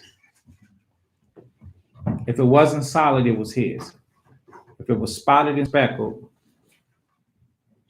it was his. Because most sheep will be a solid color. They'll be all brown, all black, all white. Most sheep and goat. But if it's spotted and speckled, he said it'll be mine. So now listen to the game. Verse 37. So Jacob took him rods of green poplar. He found a poplar tree and take rods, and of the hazel and chestnut tree, and peel white streaks in them, and made the white appear which was in the rods. And he set the rods which he had peeled before the flocks in the gutters in the watering troughs when the flocks came to drink, that they should conceive when they came to drink. So you like, how would that? So that's game that he had to get from who? From Isaac. That's something that he had to learn in the trade. So it's like taking something and peeling the bark off until you see the white inside of it, and then you put it over there in the trough, like a big old log or something that's dug out that they set up for watering. So if we had animals and you did the same thing, what is that going to do? That's going to make them conceive. It's wrote right here in the scriptures. It's going to make them conceive. It's like an animal aphrodisiac. Okay. Now, verse 39, and the flocks conceived before the rods and brought forth cattle, ring, straight, speckled, and spotted. So he was breeding them intentionally like this because he was smart. And the ones when they came out and it was like this, they was his. And Jacob did separate the faces of the flocks towards the ring straight and all the brown in the flock of Laban. And he put his own flocks by themselves and put them not into Laban's cattle. And it came to pass, whensoever the stronger cattle did conceive, that Jacob laid the rods before the eyes of the cattle in the gutters, that they might conceive among the rods. But when the cattle were feebler, he put them not in. So the feebler were Laban's, and the stronger were Jacob's. And the man increased exceedingly, and had much cattle, and maid servants, and men servants, and camels, and asses. Okay. Chapter 31 and verse 1. Start reading it. This is Genesis chapter 31 and 1, fathers. And of that which our father had he gotten all this glory. And Jacob beheld the countenance of Laban, and behold, it was not toward him as before. And the Lord said unto Jacob, return into the land of thy fathers and to thy kindred, and I will be with thee. And Jacob sent and called Rachel and Leah to the field unto his flock, and said unto them, I see your father's countenance, that it is not toward me as before, but the God of my father hath been with me. And ye know that with all my power I have served your father, and your father hath deceived me and changed my wages 10 times, but God suffered him not to hurt me. If he said thus, the speckle shall be thy wages, then all the cattle bear speckle.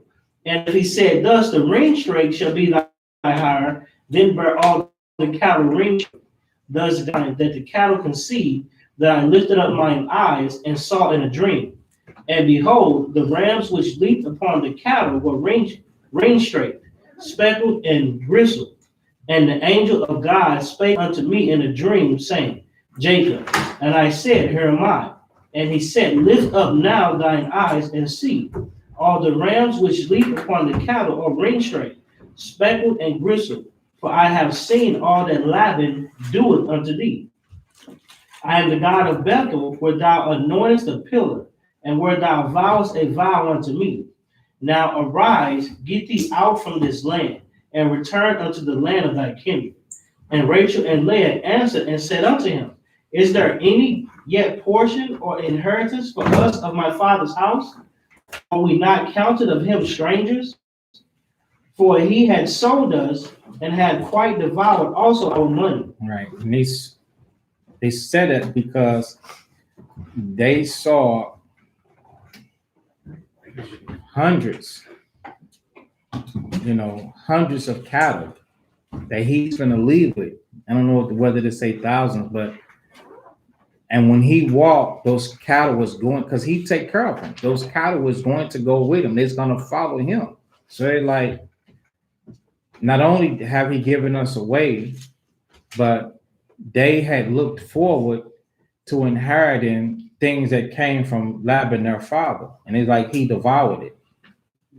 It's like you gamble and you lose to the point to where Jacob is coming out with, he's leaving with more than he's leaving. So if you can understand, he made more than the company he worked for. And the Most High is like, get out of there. Now is the time to get out of there. And sometimes the Most High will abstain. In a situation like this, without the Most High, you could stay in a situation like this, and now they got all of that.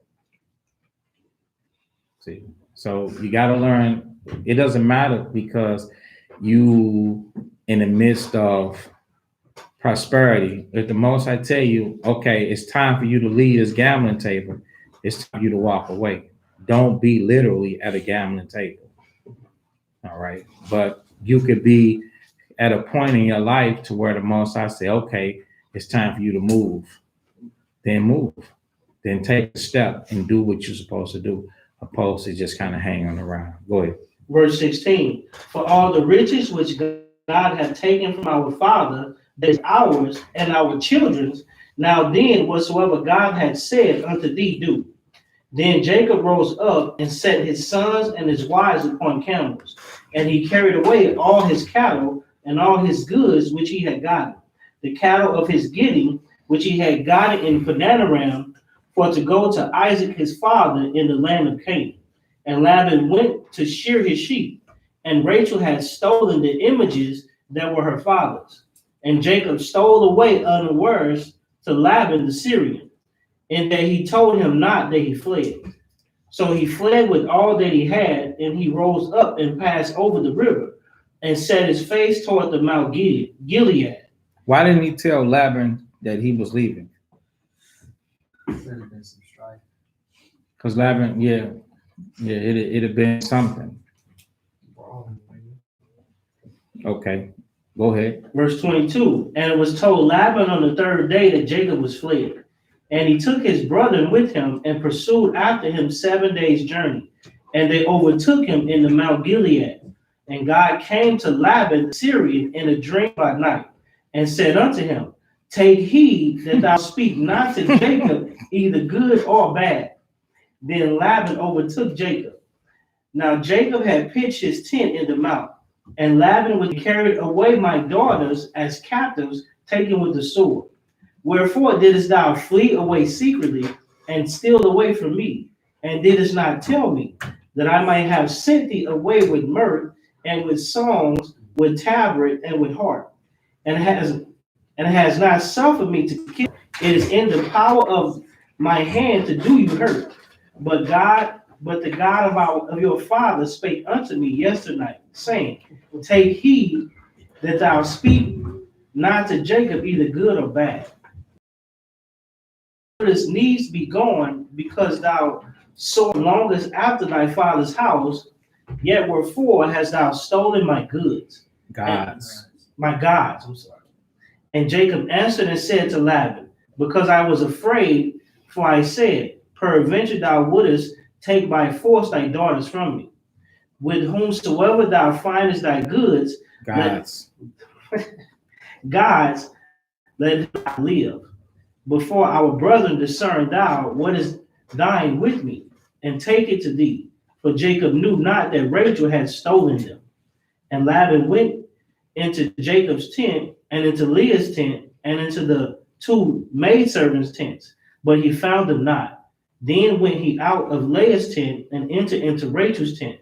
Now Rachel had taken the images and put them in the camel's furniture and sat upon them. And Laban searched all the tent, but found them not.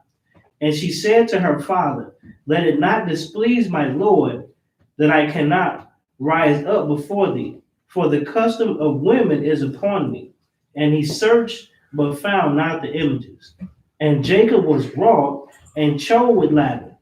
And Jacob answered and said to Laban, what is my trespass? What is my sin that thou hast so hotly pursued after me? Whereas thou hast searched all my stuff, what hast thou found of all thy household stuff? Set it here before my brethren and thy brethren, that they may judge betwixt us both.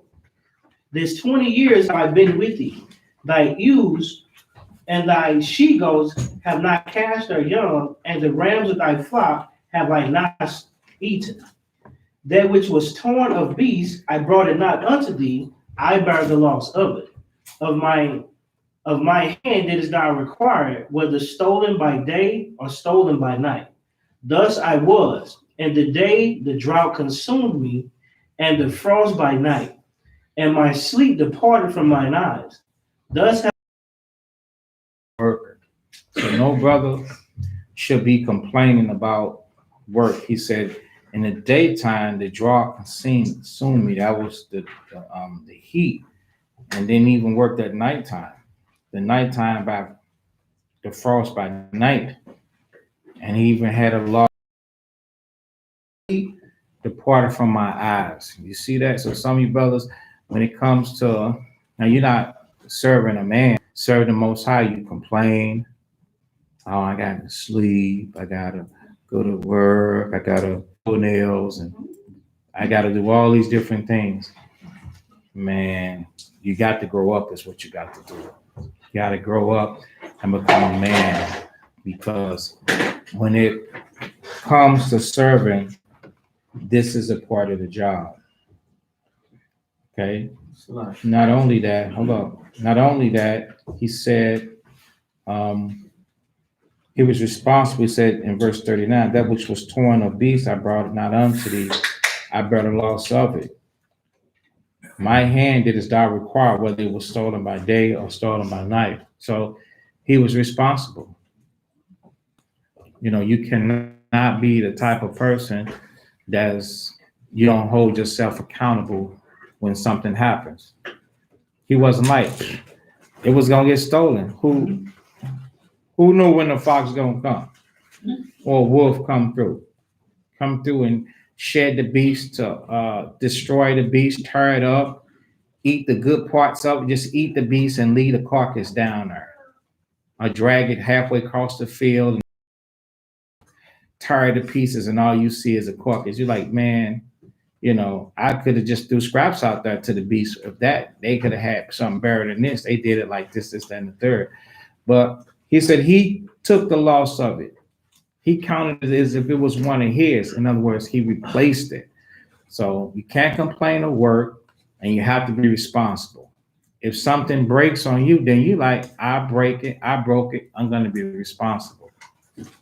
This is what you're reading. This is Jacob. He was this type of person. The Most High is looking at him, seeing that he's responsible like this. This makes you a solid dude. Okay, go ahead. When they say images, what it mean by that? Because keep saying images, and I don't want to think like it's talking about actual like Graven images. Yes. Yeah. Graven images. Things that his father held fast to. Maybe he was superstitious in certain things, and they created graven images that represent certain things that held on to the superstition of it. And being brought up as a child, she fast to that. So go ahead. verse 42. Except the God of my father, the God of Abraham, and the fear of with me. So look at him. He says the Most High, the God of Abraham, Isaac, and Abraham, and then the fear of Isaac. So he let all of that stopped him from busting a cap, even though he didn't have a cap then in Laban. the fear of the Most High and the fear of his father. So that's showing you that he's a grown man with 4 wives and how many children? 13. 13. 13 children and 1,000 cats. He's hella responsible and all of that. But yet he's still like the Most High and the fear of his father. I told y'all before, you don't outgrow your parents. Regardless of how old you get, you still have to honor your parents. 4 wives later, 13 children, 1,000 cattle, flock. Just throwing a number out there. I'm sorry, go ahead. Have been with me, surely thou hadst sent me away now empty. God has seen mine affliction and the labor of my hands, and rebuked thee yesternight. And Laban answered and said unto Jacob, these daughters are my daughters, and these children are my children, and these cattle are my cattle, and all that thou seest is mine. And what can I do this day unto these my daughters, or unto their children which they have borne? Now therefore come thou, let us make a covenant, I and thou, and let it be for a witness between me and thee. And Jacob took a stone and set up for a pillar. And Jacob said unto his brethren, gather stones, and they took stones, and made an heap, and they did eat there upon the heap. And Laban called it Jegar-Shahada, but Jacob called it Gilead. And Laban said, this heap is a witness between me and thee this day. Therefore was the name of it called Gilead. And Mizpah, for he said, the Lord watched between me and thee when we are absent one from another. If thou shalt afflict my daughters, or if thou shalt take other wives beside my daughters, no man is with us. See, God is witness betwixt me and thee. And Laban said to Jacob, behold this heap, and behold this pillar which I have cast betwixt me and thee. This heap be witness, and this pillar be witness, that I will not pass over this heap to thee, and that thou shalt not pass over this heap and this pillar unto me for harm. The God of Abraham, the God of Nahor, the God of their father, judge betwixt us. And Jacob swore by the fear of his father Isaac. Then Jacob offered sacrifice upon the mount, and called his brethren to eat bread. And they did eat bread, and tarried all night in the mount. And early in the morning Laban rose up, and kissed his sons and his daughters, and blessed them. And Laban departed, and returned to his place.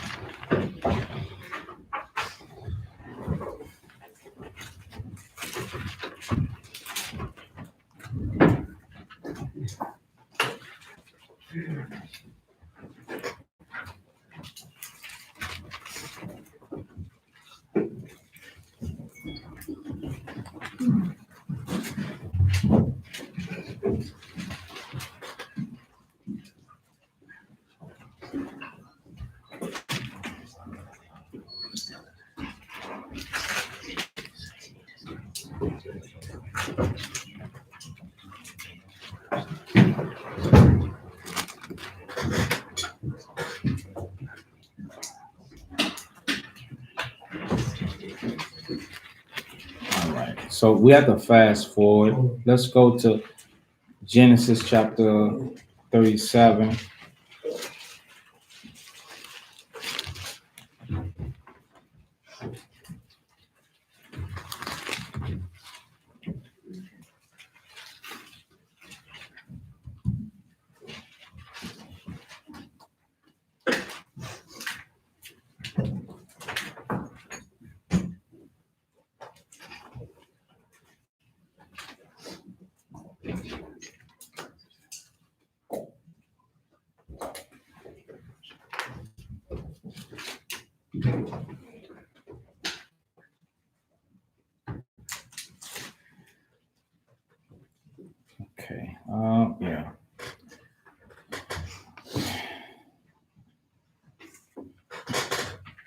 Well, we'll drop back and pick up the death of Rachel. Genesis chapter 35.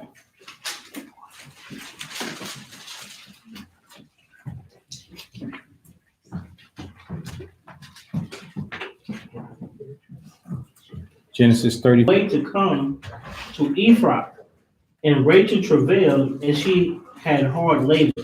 And it came to pass when she was in hard labor that the midwife said unto her, Fear not, thou shalt have this son also. And it came to pass as her soul was departing, for she died, that she called his name Benoni, but his father called him Benjamin. And Rachel died and was buried in the way to Ephraim, which is Bethlehem. And Jacob set a pillar upon her grave, that is the pillar of Rachel's grave unto this day. And Israel journeyed and spread his tent beyond the tower Adar. And it came to pass when Israel dwelt in the land that Reuben went and lay with Bilhah his father's concubine, and Israel heard it. Now the sons of Jacob were 12.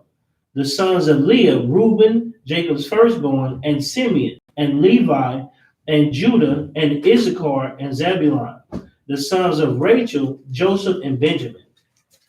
The sons of Bilhah, Rachel's handmaid, Dan and Naphtali. And the sons of Zilpah, Leah's handmaid, Gad and Asher. These are the sons of Jacob, which were born to him in Padanaram. And Jacob came unto Isaac his father in Mamre, unto the city of Arba, which is Hebron, where Abraham and Isaac sojourned. And the days of Isaac were 180 years. That's 180. So he outlived his dad. 180 years. Go ahead. And Isaac gave up the ghost and died, and was gathered unto his people, being old and full of days. And his sons Esau and Jacob buried him. So chapter 36, we saw the sons and dukes of Mount Seir. Mount Seir is Edom. Edom is Esau. Okay. Now you can read that on your own. Genesis chapter 37.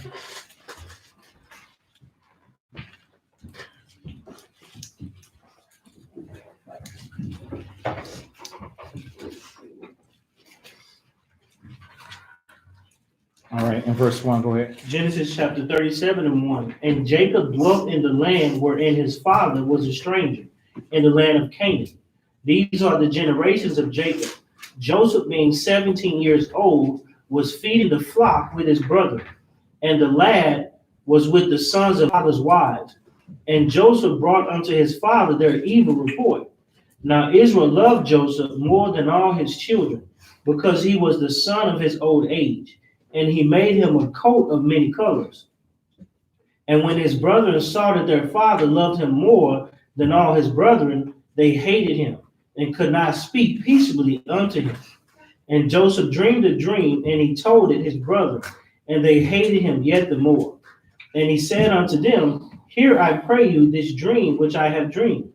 For behold, sheaves in the field. So this is a dream. Go ahead. And lo, my sheaf arose, and also stood upright. And behold, your sheaves stood round about, and made obedience to my sheep. Meaning it bowed down and had much respect to his sheep.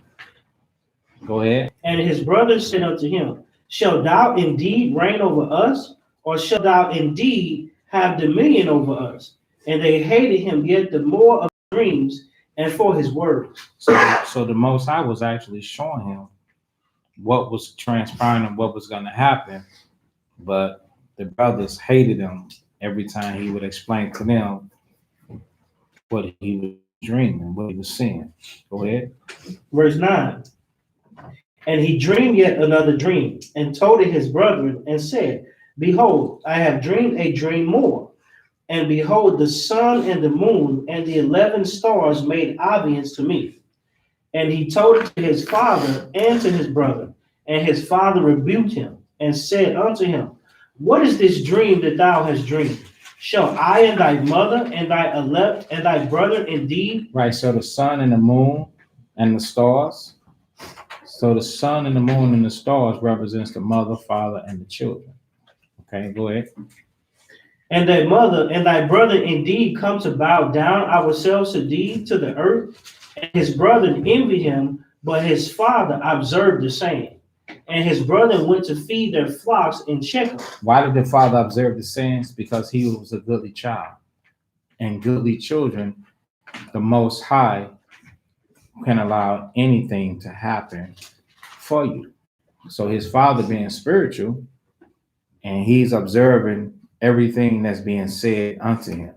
But the children, his siblings hated him because they were envious. Okay, go ahead. Verse 13. And Israel said unto Joseph, do not thy brethren feed the flock in Shechem? Come, and I will send thee unto them. And he said to him, here am I. So notice that he's called by Israel now, because we skipped over the part where he wrestled with the angel in Genesis 32. He wrestled with the angel, and his name was called no more Jacob, but Israel, because he's got power. He's a prince, and he has power with the Most High. So now he's known as Israel. So Israel said unto Joseph, do not thy brother feed the flock? Come, and I will send thee unto them. And he said unto them, here I am I. Go ahead. And he said unto him, go, I pray thee, see whether it be well with thy brethren and well with the flocks, and bring me word again. So he sent him out of the vale of Hebron, and he came to Shechem. And a certain man found him. And behold, he was wandering in the field, and the man asked him, saying, what seekest thou? And he said, I seek my brethren. Tell me, I pray thee, where they feed their flocks. And the man said, they are departed hence. For I heard them say, let us go to Dothan. And Joseph went after his brethren and found them in Dothan. And when they saw him afar off, even before he came near unto them, they conspired against him to slay him. And they said one to another, behold, this dreamer cometh. Come now, therefore, and let us slay him, and cast him into some pit. And we will say, some evil beast hath devoured him. And we shall see what will become of his dreams. So they had so much hatred for his righteousness that they were actually planning to kill him.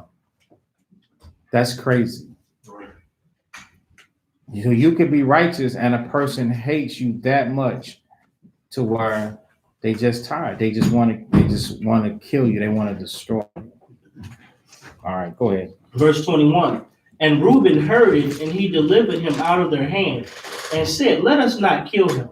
And Reuben said unto them, shed no blood, but cast him into this pit that is in the wilderness, and lay no hand upon him, that he might rid him out of their hands, to deliver him to his father again.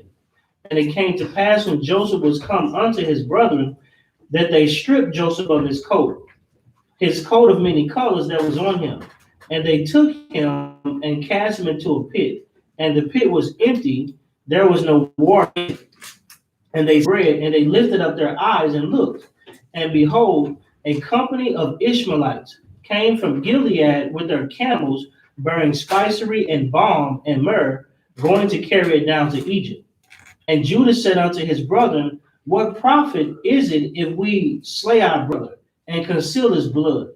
Come and let us sell him to the Ishmaelites, and let not our hand be upon him. They serious, ain't they? This is crazy. Yeah, that's mad. Go ahead. For he is our brother and our flesh. And his brethren were content. Then there passed by Midianites, merchantmen, and they drew and lifted up Joseph out of the pit, and sold Joseph to the Ishmaelites for 20 pieces of silver, brought Joseph into Egypt. And Reuben returned unto the pit, and behold, Joseph was not in the pit, and he rent his clothes.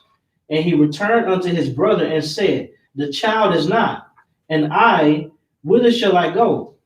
And they took Joseph's coat and killed a kid of the goats and dipped the coat in the blood. And they sent the coat of many colors, and they brought it to their father and said, This have we found. Know now whether it be thy son's coat or no. And he knew it and said, It is my son's coat. An evil beast hath devoured him. Joseph is without doubt rent in pieces. And Jacob rent his clothes and put sackcloth upon his loins and mourned his son many days. And all his sons and all his daughters rose up to comfort him, but he refused to be comforted. And he said, I will go down into the grave unto my son mourning. Thus his father wept for him. And the Midianites sold him into Egypt unto Potiphar, an officer of Pharaoh's, a captain of the guard. Okay, stop.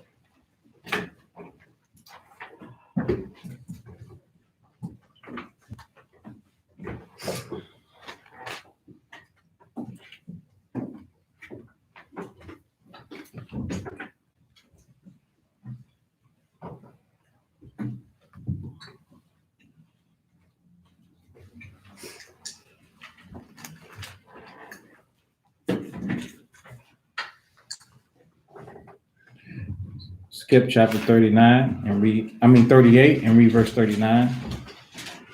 This is Genesis chapter 39 and 1. And Joseph was brought down to Egypt, and Potiphar, an officer of Pharaoh, captain of the guard, down thither. And the Lord was with Joseph, and he was a prosperous man.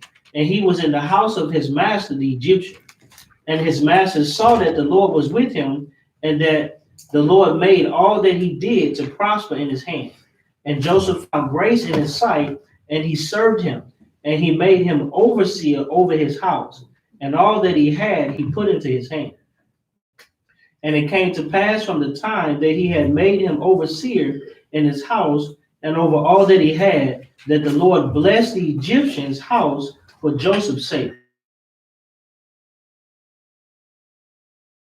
And in the field. And he left all that he had in Joseph's hand, and he knew not aught he had, save the bread which he did eat. And Joseph was a goodly person and well favored. See, so from the beginning, Joseph was a good person. He just got treated bad by a bunch of siblings. Remember, he was 17 years old. He got treated bad by all the brothers that was around him. That was terrible.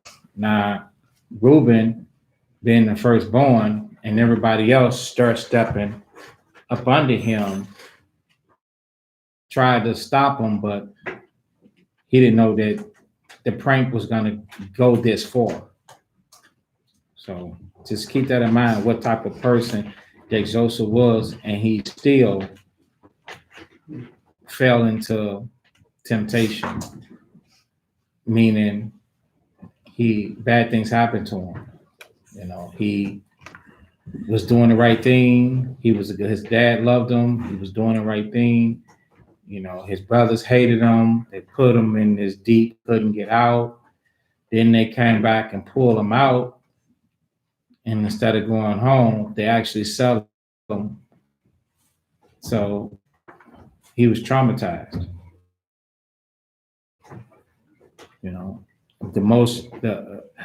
a child today would be talking about they traumatized, you know, and drive them crazy. I need medicine. They would just be like freak messed up in the mind, you know, or whatever.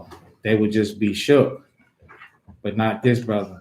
You know, he kind of kept the punches rolling and stayed in the spirit. Verse 7. And she said, lie with me. So this the part, yo, we're gonna do this on the side, and ain't nobody gonna know about this. Go ahead. And said unto his master's wife, behold, my master would not what is with me in the house, and he had committed all that he had to my hand. Right. Because you not know that, yeah, this is verse 8. I'm going to verse 9. Do you not know that if someone to land with a woman, they're gonna want to put you to death in this lifetime? They will. They're gonna pump some bullets in you. They're gonna think they're gonna be full of that weed. They got weed killer on it. really gonna fry their brains. Then they was listening to some, what's they listen to that killer, listening to some music and listening to some music, they're gonna shoot at you, man. They're gonna pop you and shoot your car up. They ain't gonna care who in it. All because of the woman that said, lay with you. You see, this woman be mad at women, they'll be mad at a guy and they gonna tell you a whole bunch of lies, a whole bunch of stories. Oh, I don't mess with him no more. He don't come around. We ain't together no more. This, that, and the third. But she only saying that to get back at him because he probably did something. That's the game that they play. I ain't saying that this is that situation. I'm saying that, hey, what are you saying? And they say it all with a straight face. Yeah. Wicked. What kind of face? Straight face, like. They say it with a straight face, like they mean it. Like, yeah, I don't mess with it. So why you think they can't do it? Silly rabbits.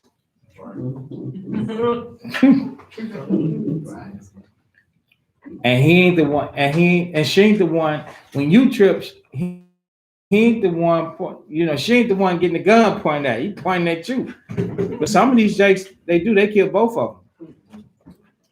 Yeah, most likely. Recently, a couple years ago, both of them, man and woman, was getting killed. All right.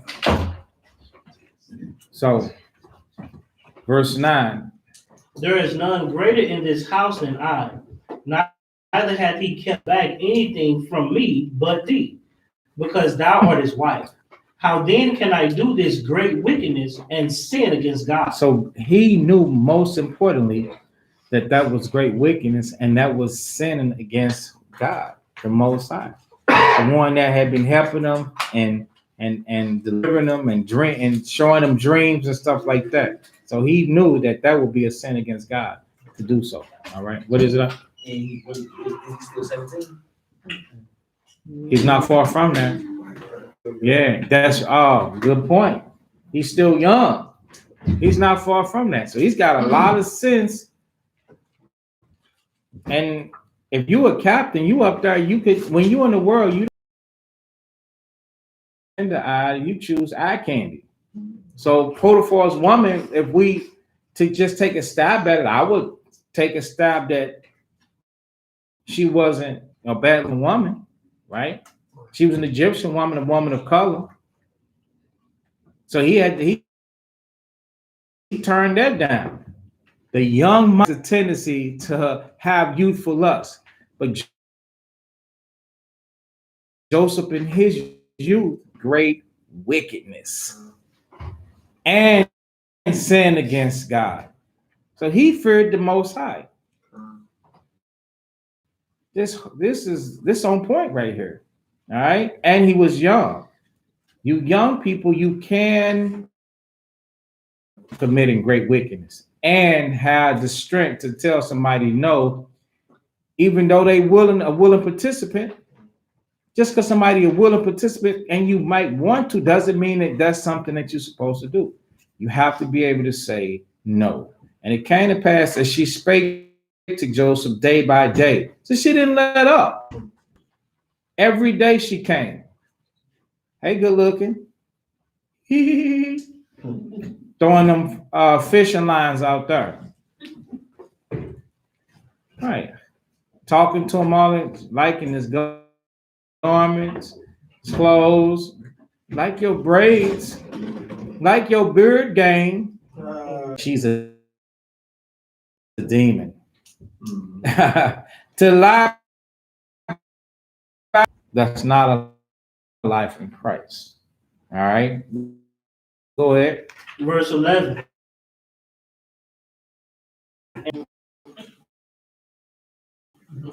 Her eyes ain't set on Poe. Her eyes set on who? Joe. Some of the things you do to not go for it. She's setting Joe. All right. So you kind of do your business. Where is it? That he hearken not unto her to lie by her or to be with her. All right. So not even to hang with her or a false of a life in the future. Ah, in the future, life is messing up.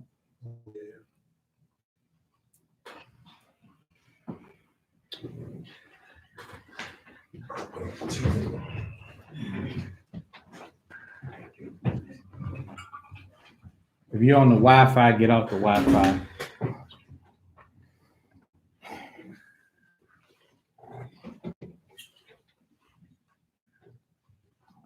Okay. So now listen. So brothers, women or our sisters, people will promise you a life in the future with them. We're gonna be together, we're gonna do this, and we're gonna do that. All right. We're gonna do this and we're gonna do that. Don't take that promise. That you're gonna be with them and it's gonna go well. It's not gonna be. It's not gonna be well. Many have tried. A lot of people have. All right. I know it looks good and it sounds good. Got Jay over sweating. Sweating, Big J? It's hot. Got the big boy sweating. Don't let her get you, Jay. I know she's probably popping some words at her. See? Calling me JJ. Jojo, I was hitting home, huh? JJ. Don't let him get to you, Jay. It's a trick. Because Joseph didn't do it. It came to pass, so this is Genesis 39 and 10. It came to pass that she spake to Jojo day by night, that he hearkened not unto her to lie by her or to even be with her. Go ahead. And it came to pass about that Joseph went into the house to do his business of the house there within. And she caught him by his garment, saying, Lie with me. And he left his garment in her hand and fled and got him out. And it came to pass when she saw that he had left his garment in her hand and was fled forth, that she called unto the men of her house and spake unto them, saying, See, he hath brought in an Hebrew unto us to mock us. He came in unto me to lie with me, and I cried with a loud voice.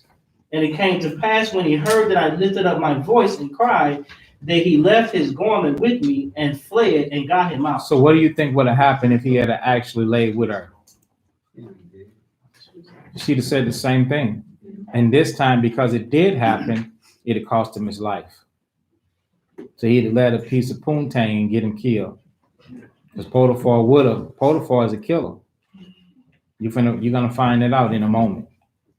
He's killing people for not even cooking the food right. Just imagine dealing with the woman.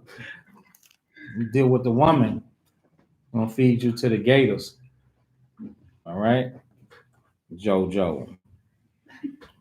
According to these words, saying, The Hebrew servant which thou hast brought unto us came in unto me to mock me.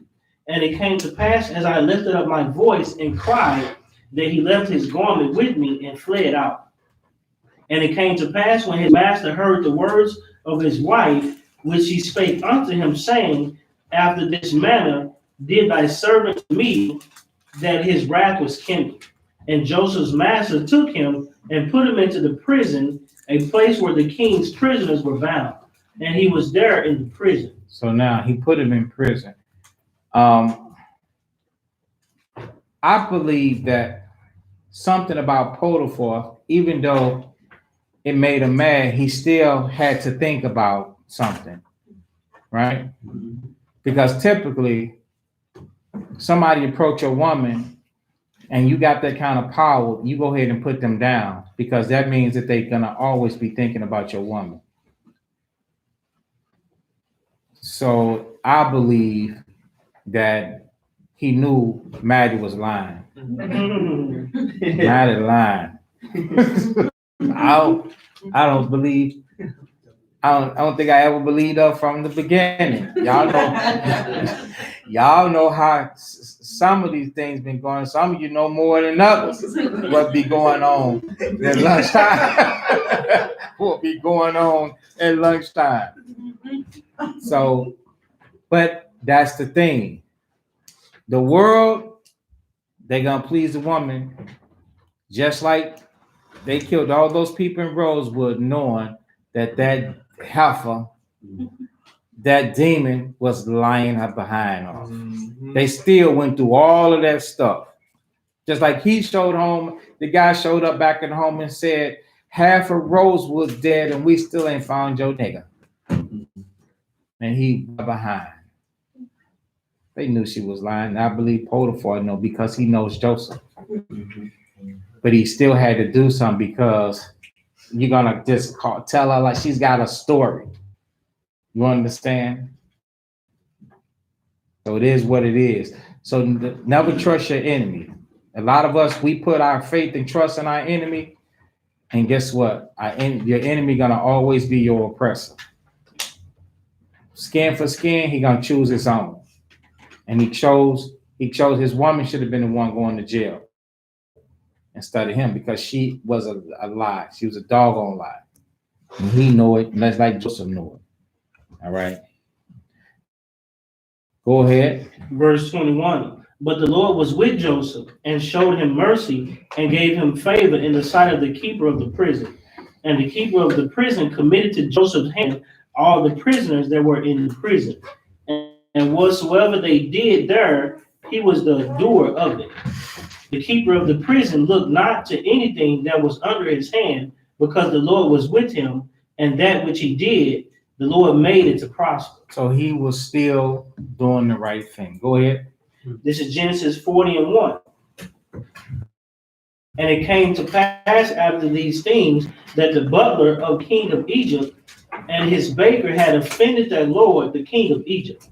And Pharaoh was wroth against two of his officers, against the chief of the butlers and against the chief of the bakers. And he put them in ward in the house of the captain of the guard. And Joseph came in unto them in the morning, and he looked upon them, and behold, they were sad. And he asked Pharaoh's officers that were with him in the ward of his lord's house, saying, wherefore interpretations belong to God? Tell me then them, and I pray you. And the chief butler told his dream to Joseph, and said to him, in my dream, behold, a vine was before me, and in the vine were 3 branches, and it was as though it budded, and her blossoms shot forth, and the clusters thereof brought forth ripe grapes. And Pharaoh's cup was in my hand, and I took the grapes, and pressed them into Pharaoh's cup, and I gave the cup into Pharaoh's hand. And Joseph said unto him, this is the interpretation of it. The 3 branches are 3 days. Yet within 3 days shall Pharaoh lift up thine head, and restore thee into thy place. And thou shalt deliver Pharaoh's cup into his hand after the former manner when thou wast his butler. But think on me what it shall be well with thee, and show kindness, I pray thee, unto me, and make petition of me unto Pharaoh. Make mention of me to Pharaoh, and bring me out of this house. For indeed I was stolen away out of the land of the Hebrews, and here also have I done nothing that they should put me into the dungeon. When the chief baker saw that the interpretation was good, he said unto Joseph, I also was in my dream, and behold, I had 3 white baskets on my head, and in the uppermost basket there was all manner of baked meats for Pharaoh, and the birds did eat thereof. The 3 baskets are 3 days. Yet within 3 days shall Pharaoh lift up thy head from off thee, and shall hang thee on a tree, and the birds shall eat thy flesh from off thee. And it came to pass the third day, which was Pharaoh's birthday. Go ahead. This is Genesis chapter 41 and verse 1. And it came to pass at the end of the 2 full years that Pharaoh dreamed. And behold, he stood by the river. And behold, there came up out of the river 7 well-favored kine and fat flesh, and they fed in the meadow. And behold, 7 other kine came up after them out of the river, ill-favored and lean flesh, and stood by the other kine upon the brook of the river. And the ill-favored and the lean flesh kine did well-favored and fat kine. So Pharaoh awoke. So these are cattle. Some skinny, some healthy.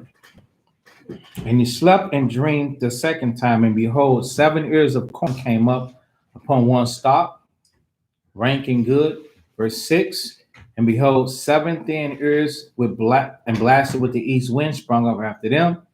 And the 7 thin ears devoured the 7 rank and full ears. And Pharaoh awoke, and behold, it was a dream.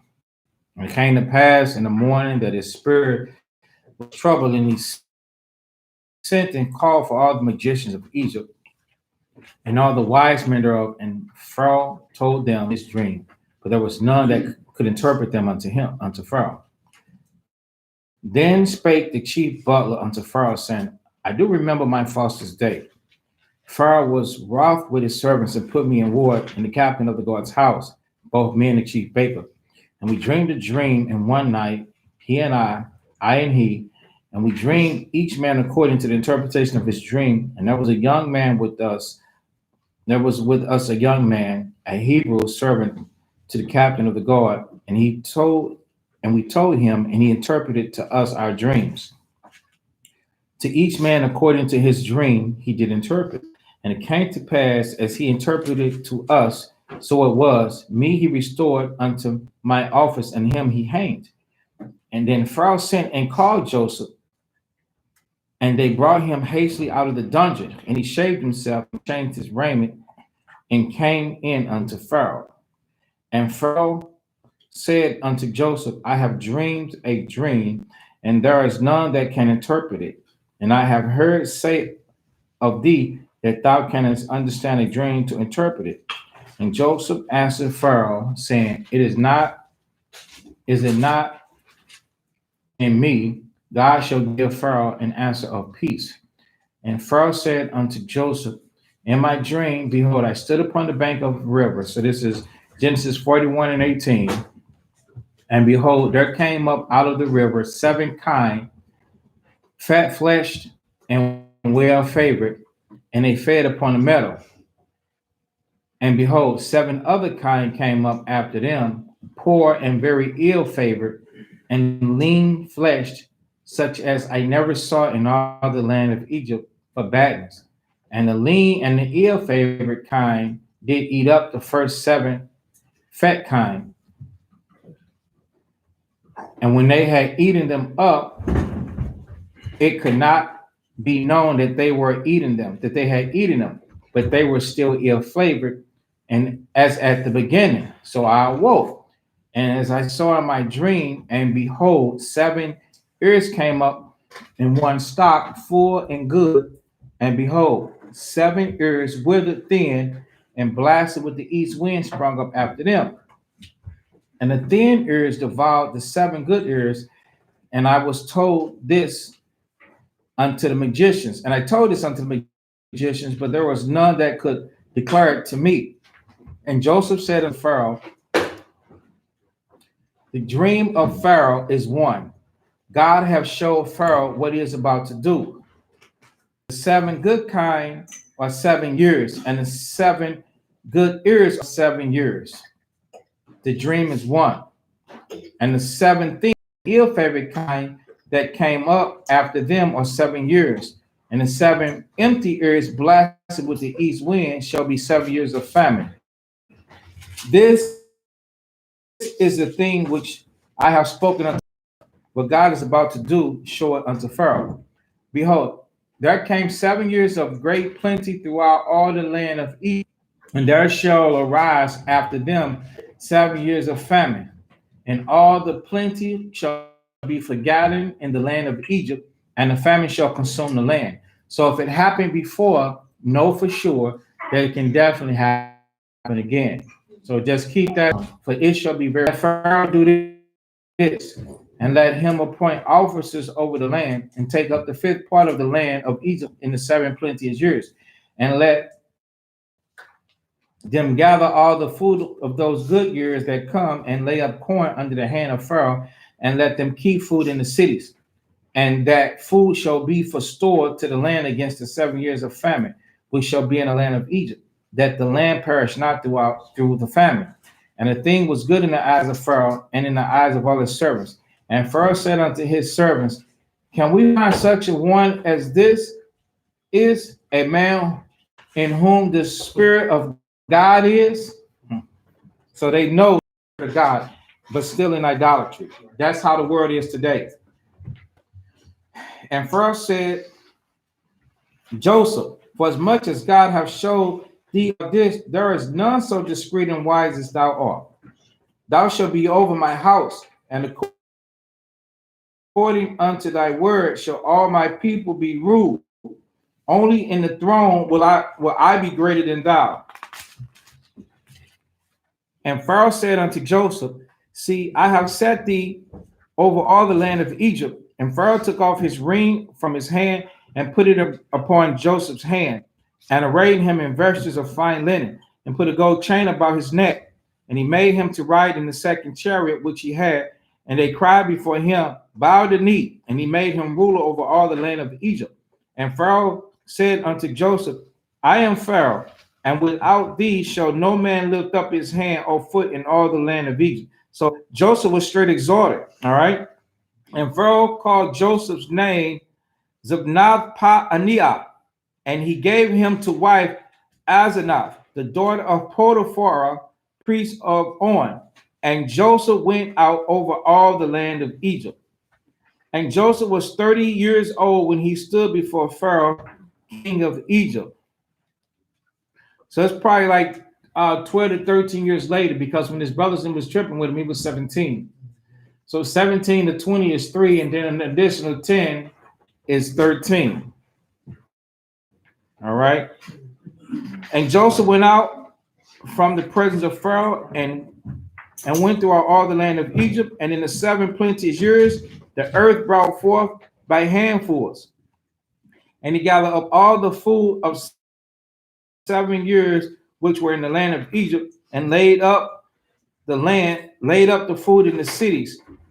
The food in the field which was round about every year laid he up the same. So this is what Lord's willing. It'd be nice if we had a chance to do, because remember, the Most High still destroyed and brought down Egypt. He still lifted them up with pride. Things still got bad. Okay. But during the time of famine, Joseph was able to save and gather certain things so that when the famine came, then they were okay. Because do you think the Most High is really concerned about Egypt, or he's concerned about Jacob, who he's going to bring down into Egypt? So he's really concerned about Jacob, who he's going to bring down into Egypt. Okay, and then we almost there. All right, so Genesis 41 and 49. So Joseph gathered corn as much as the sand of the sea, very much, until he left numbering, but it was without number. And unto Joseph were born 2 sons before the years of famine came, which Asenath, the daughter of Potiphar, priest of On, bare unto him. And Joseph called the name of the firstborn Manasseh, that is gathering for God. Said he have made me forget all my toil and all my father's house. And the name of that is, there was bread. And when all the land of Egypt was famished, the people cried to Pharaoh for bread. And Pharaoh said unto all the Egyptians, go unto Joseph what he said to you, do.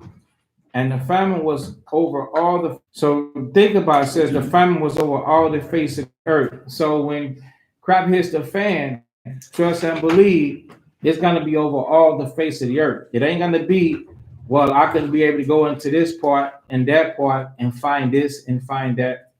Mm-mm. A month ago, when we ran out of toilet paper, I drove an hour away to like a little hit spot that I know. Guess what? Then it was here. It was bone dry. You're gonna be able to find nothing nowhere. So you gotta do what you gotta do. You gotta take advantage of the opportunity now because it's gonna get worse. It's gonna get worse. These are just the little warning signs. At the end of the day, did Joseph have faith? And he still had to store up, didn't he? So you cannot have, you cannot be like, I'm gonna have faith, but I'm not gonna do no work. I'm not gonna store nothing. You're still gonna have to create storehouse. All right. So verse 57, and all countries came into Egypt to Joseph for to buy corn, because that the famine was so sore in all lands. Chapter 42, verse 1. Go ahead. This is Genesis 42 and 1. Now when Jacob saw that there was corn in Egypt, Jacob said unto his sons, why do ye look one upon another? And he said, behold, I have heard that there is corn in Egypt. Get you down thither, and buy for us from thence, that we may live and not die. And Joseph's 10 brethren went down to buy corn in Egypt. But Benjamin, Joseph's brother, Jacob sent not with his brethren, for he said, lest peradventure mischief befall him. And the sons of Israel came to buy corn among those that came, for famine was in the land of Canaan.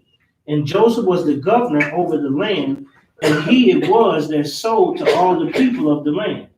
And Joseph's brother came and bowed down themselves before him with their faces to the earth. That's the dream. Go ahead. Joseph saw his brethren, and he knew them, but made himself strange unto them, and spake roughly unto them. And he said unto them, whence come ye? And they said, from the land of Canaan to buy food. And Joseph knew his brethren, but they knew not him.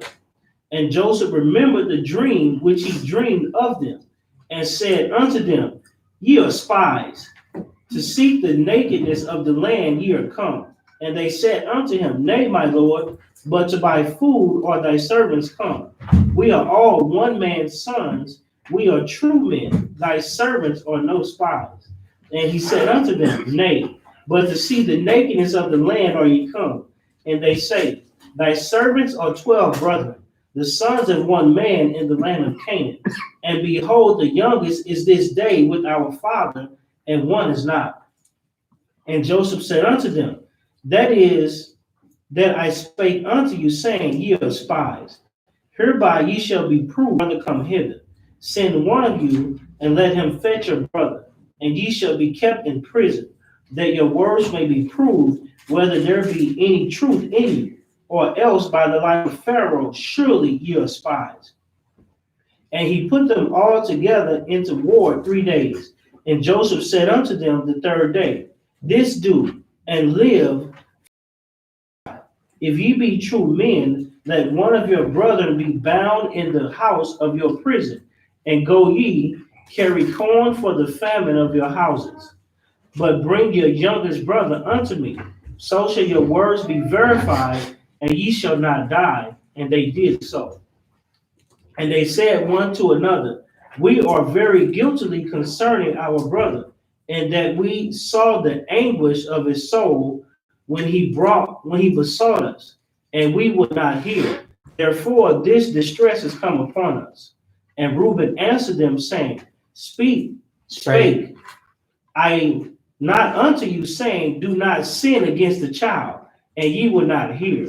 Therefore, behold, also his blood is required. So they remembering what they did to Joseph, even though that they don't know that that's him.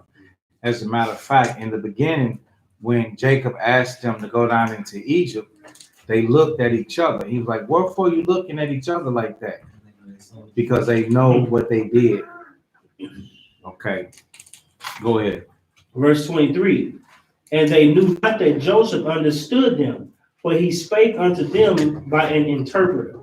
And he turned himself about from them and wept, and returned to them again, and communed with them, and took from them Simeon, and bound him before their eyes. Then Joseph commanded to fill their sacks with corn, and to restore every man's money into his sack, and to give them provision for the way, and thus did he unto them. And they laden their asses with the corn, and departed thence. And as one of them opened his sack to give his ass provender in the end, he espied his money, for behold, it was in his sack's mouth. And he said unto his brother, My money is restored, and lo, it is even in my sack. And their heart failed them, and they were afraid, saying one to another, What is this that God hath done unto us? That they came unto Jacob their father, unto the land of Canaan, and told him all that befell them, saying, The man who is the Lord of the land spake roughly to us, and took us for spies. The of man the who was country. the Lord of the land. Look at God, everything is coming to pass. Go ahead. And we said unto him, We are true men, we are no spies. We be 12 brethren, sons of our father. One is not, and the youngest is this day with our father in the land of Canaan. And the man, the Lord of the country, said unto us, Hereby shall I know that ye are true men. Leave one of your brethren here with me, and take food for the famine of your households, and be gone, and bring your youngest brother unto me. Then shall I know that ye are no spies, but that ye are true men. So will I deliver you your brother, and ye shall traffic in the land. And it came to pass, as they emptied their sacks, that behold, every man's bundle of money was in his sack. And when both they and their father saw the bundles of money, they were afraid. And Jacob their father said unto them, Me have ye bereaved of my children. Joseph is not, and Simeon is not, and ye will take Benjamin away. All these things are against me. And Reuben spake unto his father, saying, Slay my two sons, if I bring him not thee. Deliver him into my hand, and I will bring him to thee again. And he said, My son shall not go down with you, for his brother is dead, and he is left alone. If mischief befall him by the way into which he go, then shall ye bring down heirs with sorrow to the grave.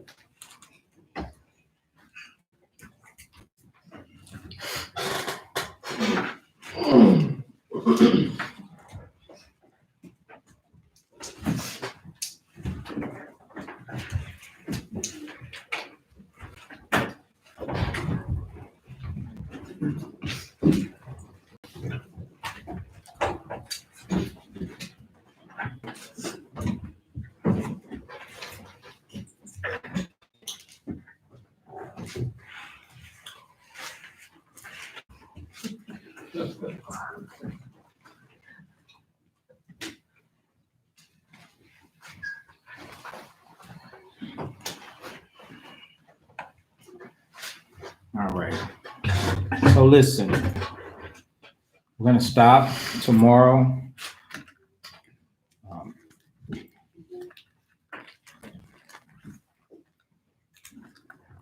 maybe from home.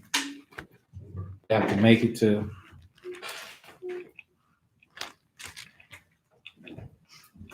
Exodus 1.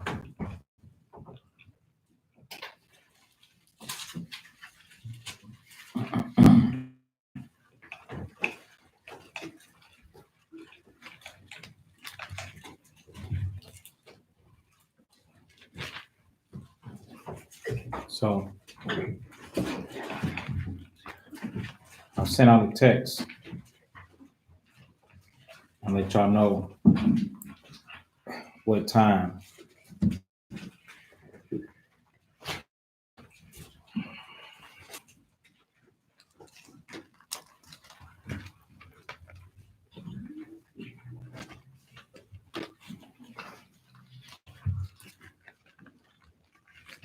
All right, so any questions?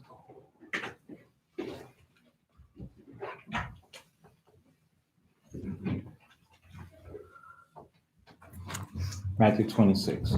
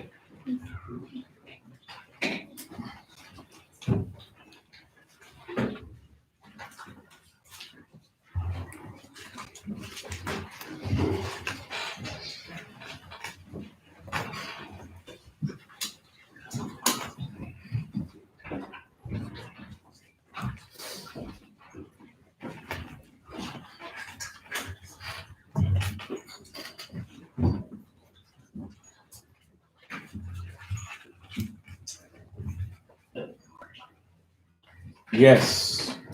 Yes, I'm gonna go live tomorrow.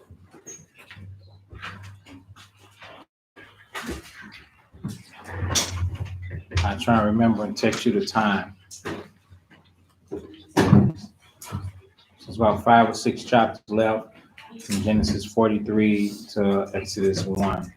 We're gonna make it to Exodus 1 and get into Egypt.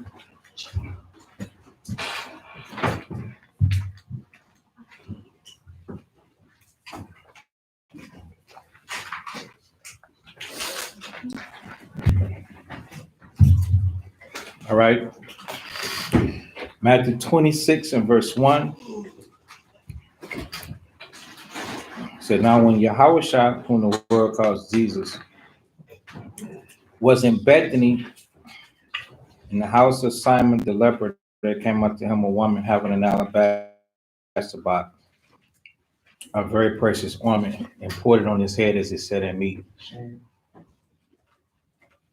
Yeah. Can we just read Exodus 1?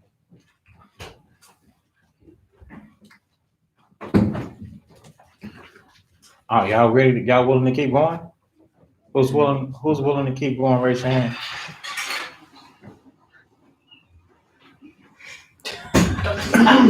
Hey, Chai, remove you. Would you like to remove yourself? Tell him I'm serious. I'm not embarrassed.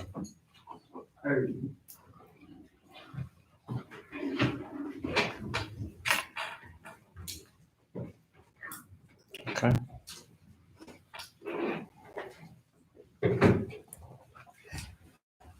Anybody that has to leave, just go ahead and leave then.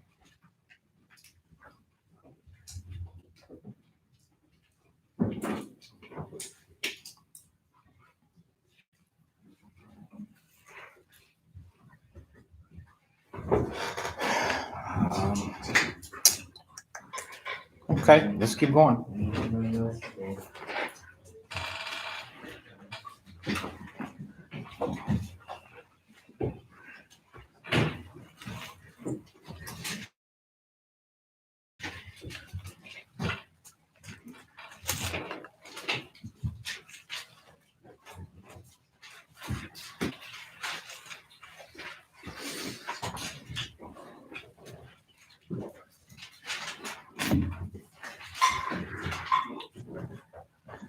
So stand to read and study is a choice. If you want to leave, you're not going to be looked at as evil. Just get up and walk away. Yeah, it's that simple.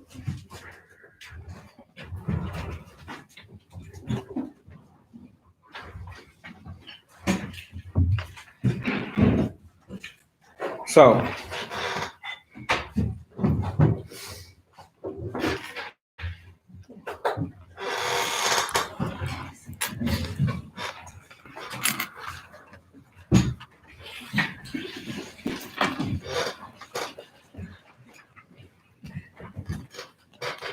Genesis chapter 43. So we're going to pick it up where we left off at in verse 1. So the famine was sore in the land, and it came to pass when they had eaten up the corn which they had brought out of Egypt, the father said unto them, Go again and buy us a little food. And Judah spake unto him, saying, The man did sorely protest unto us, saying, Ye shall not see my face, except your brother be with you. If thou wilt send our brother with us, we will go down and buy thee food. But if thou wilt not send him, we will not go down. For the man said unto us, Ye shall not see my face, except your brother be with you. And Israel said, Wherefore dealt ye so ill with me, as to tell the man whether ye had yet a brother? And I said, and they said, The man asked us straitly of our estate and of our kindred, saying, Is your father yet alive? Have we yet another brother? And we told him according to the tender of these words. Could we certainly know that he would say, Bring your brother down? And Judah said unto Israel, his father, Send the lad with me, and we will arise and go, that we may live and not die. Both we and thou, and also our little ones. I will be surety for him. Of my hand shalt thou require him. If I bring him not unto thee, and set him before thee, then let me bear the blame forever. For I accept we had lingered, surely now we had returned the second time. And their, and their father Israel said unto them, If it be must, if it must be so now, do this. Take of the best fruits of the land in your vessels, and carry down the man a present, a little balm and a little honey, spices and myrrh, nuts and almonds, and take double money in your hand, and the money that was brought again in the mouth of your sacks. Carry it again in your hand. Peradventure it was an oversight. Take also your brother and arise and go again to the man. Verse 14. And God Almighty give you mercy before the man, that ye may send away your that he may send away your other brother and Benjamin. If I be bereaved of my children, I am bereaved. And the men took that present, and they took double money in their hand, and Benjamin, and rose up and went down to Egypt and stood before Joseph. And when Joseph saw Benjamin with them, he said to the ruler of his house, Bring these men home and slay and make ready, for these men shall dine with me at noon. And the man did as Joseph bade, and the man brought the men into Joseph's house. And the men were afraid because they were brought into Joseph's house. And they said, Because of the money that was returned in our sacks at the first time, or we brought in, that he may seek occasion against us and fall upon us and take us for bondmen and our asses. And they came near to the store of Joseph's house, and they communed with him at the door of the house and said, Oh, sir, we came indeed down at the first time to buy food. So they trying to give their explanation to the first person that they see. And it came to pass. You know how you talk to somebody that you ain't got no clout. You telling them the story, and then they end up telling you, well, you got to talk to them. When we came to the end, we will open our mouth, our sacks, and behold, every man's money was in the mouth of his sack, our money in full weight, and we have brought it again in our hand. And other money have we brought down in our hands to buy food. We cannot tell who put our money in our sacks. And he said, Peace be to you, fear not, your God and the God of your father have given you treasure in your sacks. I had your money. And he brought Simeon out unto them. And the man brought the men into Joseph's house and gave them water, and they washed their feet, and he gave their asses provender, meaning food. And they made ready the present against Joseph came at noon, for they heard that they should eat there. And when Joseph came home, he brought him the present which was in their hand into the house, and bowed themselves to him to the earth. And he asked them of their welfare and said, Is your father well, the old man of whom you spake? And he is he yet alive? And he answered, Health, he is yet alive. And they bowed down their heads and made obeisance. And he lifted up his eyes and saw his brother Benjamin, his mother's son, and said, Is this your younger brother of whom you spake unto me? And he said, God be gracious unto thee, my son. And Joseph made haste, for his bowels did yawn upon his brother, and he sought where to weep. And he entered into his chamber and wept there. And he washed his face and went out and refrained himself and said, Set on bread. And they set on for him by himself, and for them by themselves, and for the Egyptians, which did eat with him by themselves, because the Egyptians might not eat bread with the Hebrews, for that is an abomination unto the Egyptians. So remember that. Remember that the Egyptians bread with us because it was an abomination for the Egyptians and the Hebrews to eat together. So while everybody is mixed in the melting pot today, know that when we were in Egypt, they look down upon you as Hebrews. Okay, they look down upon you right now today, truth be told. And they set before him the firstborn according to his birthright, and the youngest according to his youth, and the men marveled one at another. So they set in order birth first upon the brothers, how they were born. They were in order, the oldest to the youngest. And he took and sent messes unto them from before him. But Benjamin's mess was 5 times so much as any of theirs, and they drank and were merry with him. So you don't think that they noticed something? The plate of food, Benjamin's was 5 times huge. So he had a big old thing in front of him. Chapter 44 and verse 1. And he commanded the steward of the house, saying,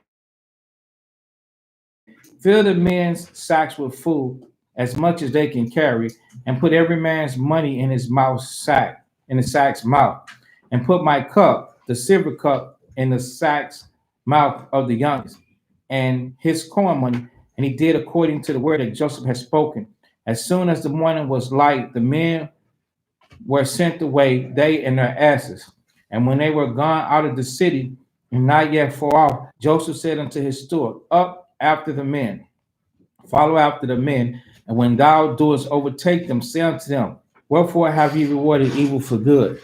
It's not this it in which my Lord drinketh, and whereby indeed he divineth?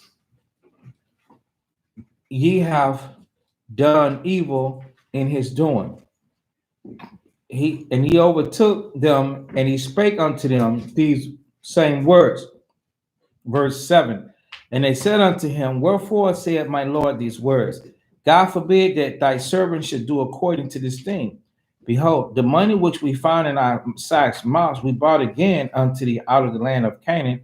How then should we steal out of thy Lord's house silver or gold? With whomsoever of thy servants to be found, let both him die, and we will also be my Lord's bondmen. And he said, Now also let it be according to your words. He with whom it is found shall be my servant, and ye shall be blameless. Then they speedily took down every man's his sack to the ground, opened every man his sack, and he searched, began with the eldest and left at the youngest. And the cup was found in Benjamin's sack. Then they rent their clothes and lathered every man his ass and returned to the city. They turned around back to Egypt. And Judah and his brethren came to Joseph's house, for he was yet there. And they fell before him on the ground. And Joseph said unto them, What deed is this that you have done? Wot ye not that such a man as I can certainly divine, meaning make trial, bring you to death? You know what I mean? And Judah said, What shall we say unto my Lord? What shall we speak, or how shall we clear ourselves? God hath found out the iniquity of thy servants. Behold, we are my Lord's servants, both we and he also with whom the cup is found. And he said, God forbid that I should do so, but the man in whose hand the cup is found, he shall be my servant. And as for you, get you up in peace unto your father. Then Judah came near unto him and said, O my Lord, let my servant, I pray thee, speak a word in my Lord's ears, and let not thine anger burn against thy servant, for thou art even as Pharaoh. My Lord answered his servant, saying, Have ye a father or a brother? And we said unto my Lord, We have a father, an old man, and a child of his old age, a little one. And his brother is dead, and he is alone, is left of his mother and his father, loving him. And thou saidest unto thy servants, Bring him down unto me, that I may set my eyes upon him.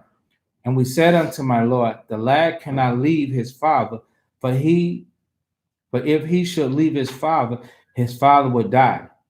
And thou saidest unto thy servants, Except the youngest brother come down with thee, you shall see my face no more.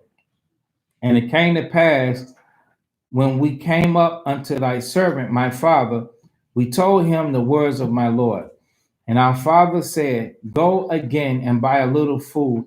We said, We cannot go down if our youngest brother be not with us. Then we shall go down, for we may not see the man's face except our youngest brother be with us. And thy servant, my father, said unto us, Ye know that my wife bare me two sons. The one went out from me, and I said, Surely he is torn in pieces, and I saw him not since. And if ye take this also from me, and me shall befall him, ye shall bring down my hairs with sorrow. Now therefore, when I come to thy servant my father, and the lad be not with us, seeing that his life is bound up in the lad's life, it shall come to pass, when he seeth that the lad is not with us, that he will die, and thy servant shall bring down the gray hairs of thy servant our father with sorrow to the grave. For thy servant became surety for the lad unto my father, saying, If I bring him not unto thee, then I shall bear name to my father, the blame to my father forever. Now therefore, I pray thee, let thy servant abide instead of the lad, abomination to my Lord, and let the lad go up with his brethren.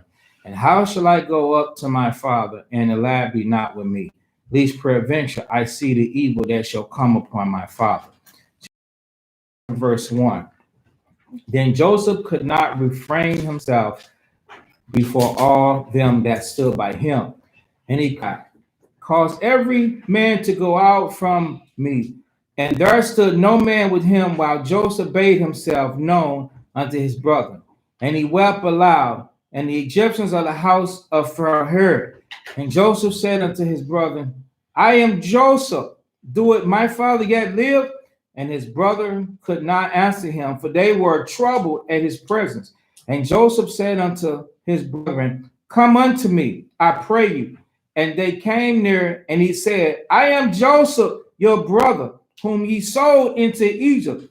Now therefore be not grieved, nor angry with yourselves, that ye sold me hither. For God did send me before you to preserve life. For these 2 years have the famine been in the land, and yet there are 5 years in the which there shall neither be earing nor harvest, but God. And he have made me a father to Pharaoh, and Lord of all his house, and he ruleth throughout all the land of Egypt. Haste ye and go up to my father, and say unto him, Thus says thy son Joseph, God hath made me Lord of all Egypt. Come down unto me, tarry not, and thou shalt dwell in the land of Goshen, and thou shalt be near unto me, thou and thy children, and thy children's children, and thy flocks, and thy herds, and all that thou hast. And now will I nourish thee, for yet there are 5 years of famine, lest thou and thy household and all that thou hast come to poverty. And behold, your eyes see, and the eyes of my brother Benjamin, that is in my mouth, that speaketh unto you. And ye shall tell my father of all my glory in Egypt, and of all that ye have seen, and ye shall haste and bring down my father hither. And he fell upon his brother Benjamin's neck and wept. and Benjamin wept upon his neck. Moreover, he kissed all his brethren and wept upon them. And after that, his brethren talked with him. And the fame thereof was heard in Pharaoh's house, saying, Joseph's brethren are come. And he pleased Pharaoh well, and his servant. It pleased Pharaoh. Verse 17, and Pharaoh said unto Joseph, say unto thy brethren, this do ye, lad your beasts, and go, and get ye into the land of Canaan, and take your father and your households, and come into me. And I will give you the good of the land of Egypt, and ye shall eat the fat of the land. Now thou art commanded, do this ye, take ye wagons out of the land of Egypt for your little ones, and for your wives, and bring your father, and come. Also regard not your stuff, for the good of all the land of Egypt is yours.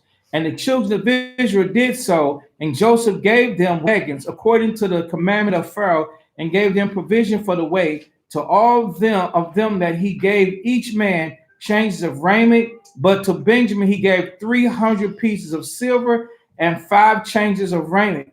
And to his father he sent after this manner: 10 asses laden with all good things of Egypt, and 10 she asses laden with corn and bread and meat for his father by the way.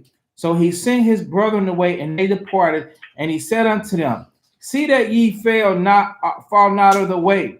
And they went up out of Egypt, and came into the land of Canaan. And Jacob unto Jacob their father, and told him, saying, Joseph is yet alive, and he is governor of all the land of Egypt. And Jacob's heart fainted, for he believed them not. But they told him all the words of Joseph, which he had said unto them. And when he saw the wagons which Joseph had sent to carry him, the spirit of Jacob his father revived. And Israel said, it is enough. Joseph, my son, is yet alive. I will go and see him before I die. I got a quick question. Yeah. It's a small question. So, when they first came down into Egypt, they didn't recognize Joseph. They didn't know who he was. So now when Joseph came out, it was like, he yelling out to him as he wept, saying, I'm your brother Joseph. I'm your brother Joseph. Come near unto me. So I'm thinking like, it never said that he took off, like he had to reveal himself, because the same person that they've been dealing with around him, I mean, it's the same person that, you know what I'm saying, his brother's been dealing with him. It's the same person when he revealed himself. So I'm thinking that was his persona changed, like, you know how the Egyptians carry themselves, like with baldness or with marredness or with, you know what I'm saying, chains about neck and ear and all that stuff. Was it that he looked so different to them to where he covered himself up? He covered did. himself? Yeah, he hid himself. He said, I was going back to look at it. We read so much. So you see my question, because he didn't say what he revealed himself, like he took off. Well, he would have to if he covered himself. So it just, you just understand, basically, he said he covered.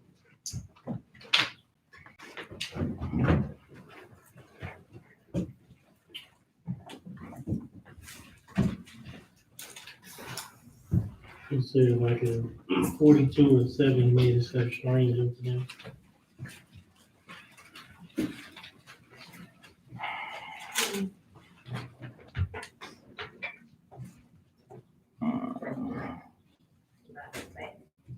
If they don't say he covered himself, I think right here when they say he made himself strange, I mean he dealt with him a certain way to where it was like.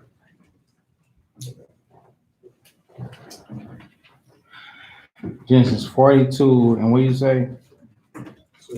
He made himself strange and roughly. Yes, that's what I was talking about right there.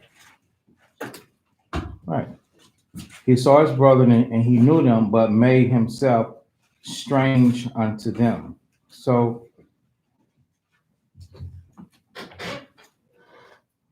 that ain't gonna, 10, 15 years ain't gonna be that much, you know, because you look the same 10 or 15 years later, Right. you know, so. He just was covered. Like, Yeah. Okay. And then on top of that, he's young to them, like, with his voice. Mhm. All right. So let's go back. Whole type presenting himself the same type of way. In Egypt, they wore they not only did they shade themselves, but they also wore turbans and veils too to cover their faces and stuff like that. So um we start 46.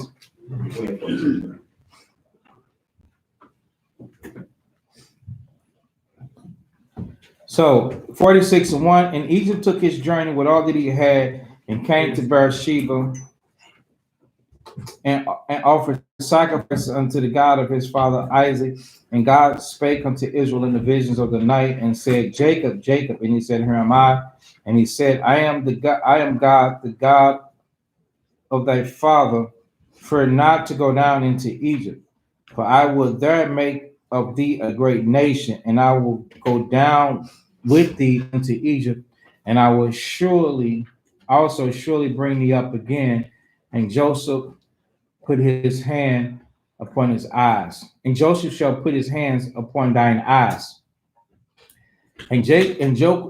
Jacob rose up from Beersheba, and the sons of Israel gathered Jacob, their father, and their little ones, and their wives, and the wagons which Pharaoh had sent to carry him.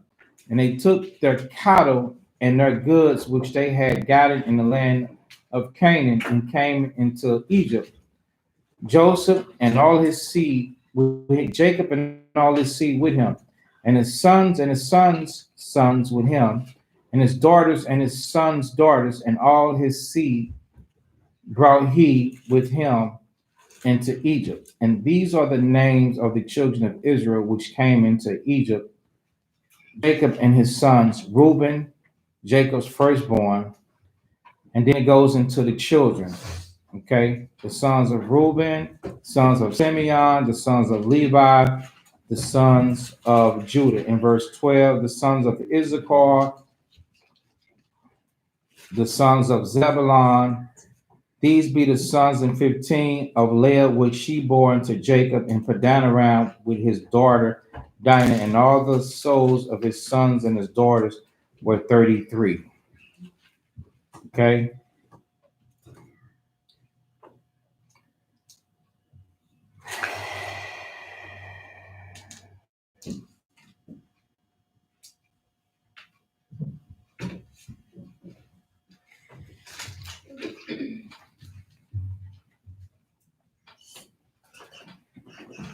So jump over to verse 25, the part that we just skipped, or the progenitors of the tribes and their sons.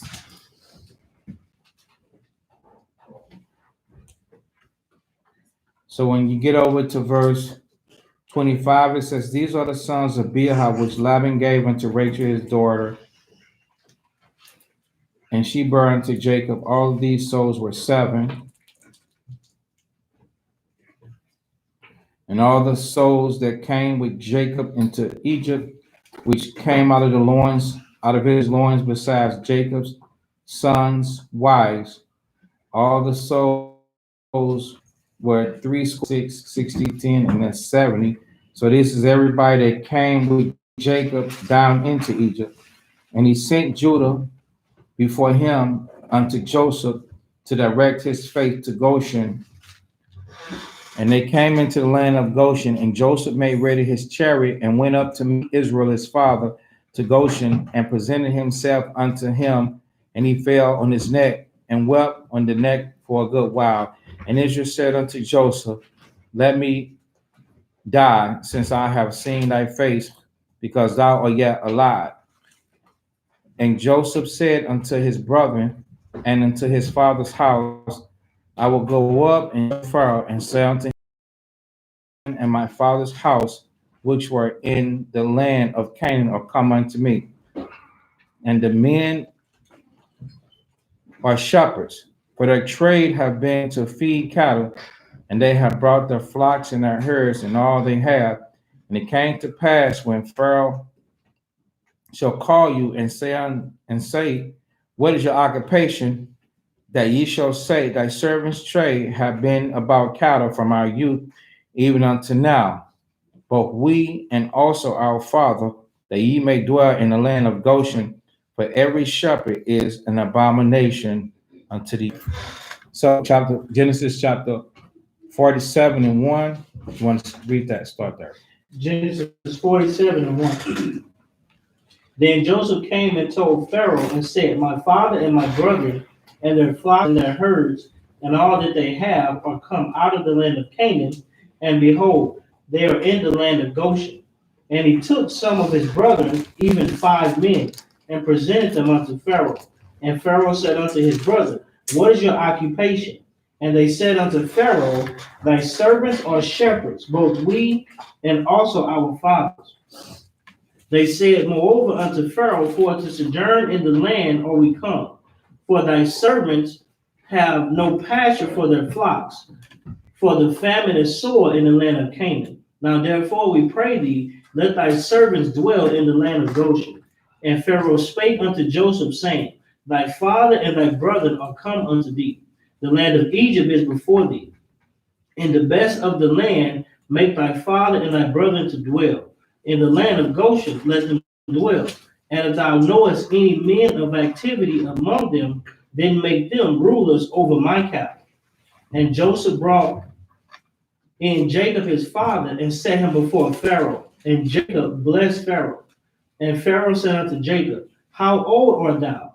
And Jacob said unto Pharaoh, the days of the years of my pilgrimage are 130 years. Few and evil have the days of the years of my life been, and have not attained unto the days of the years of the life of my fathers in the days of their pilgrimage.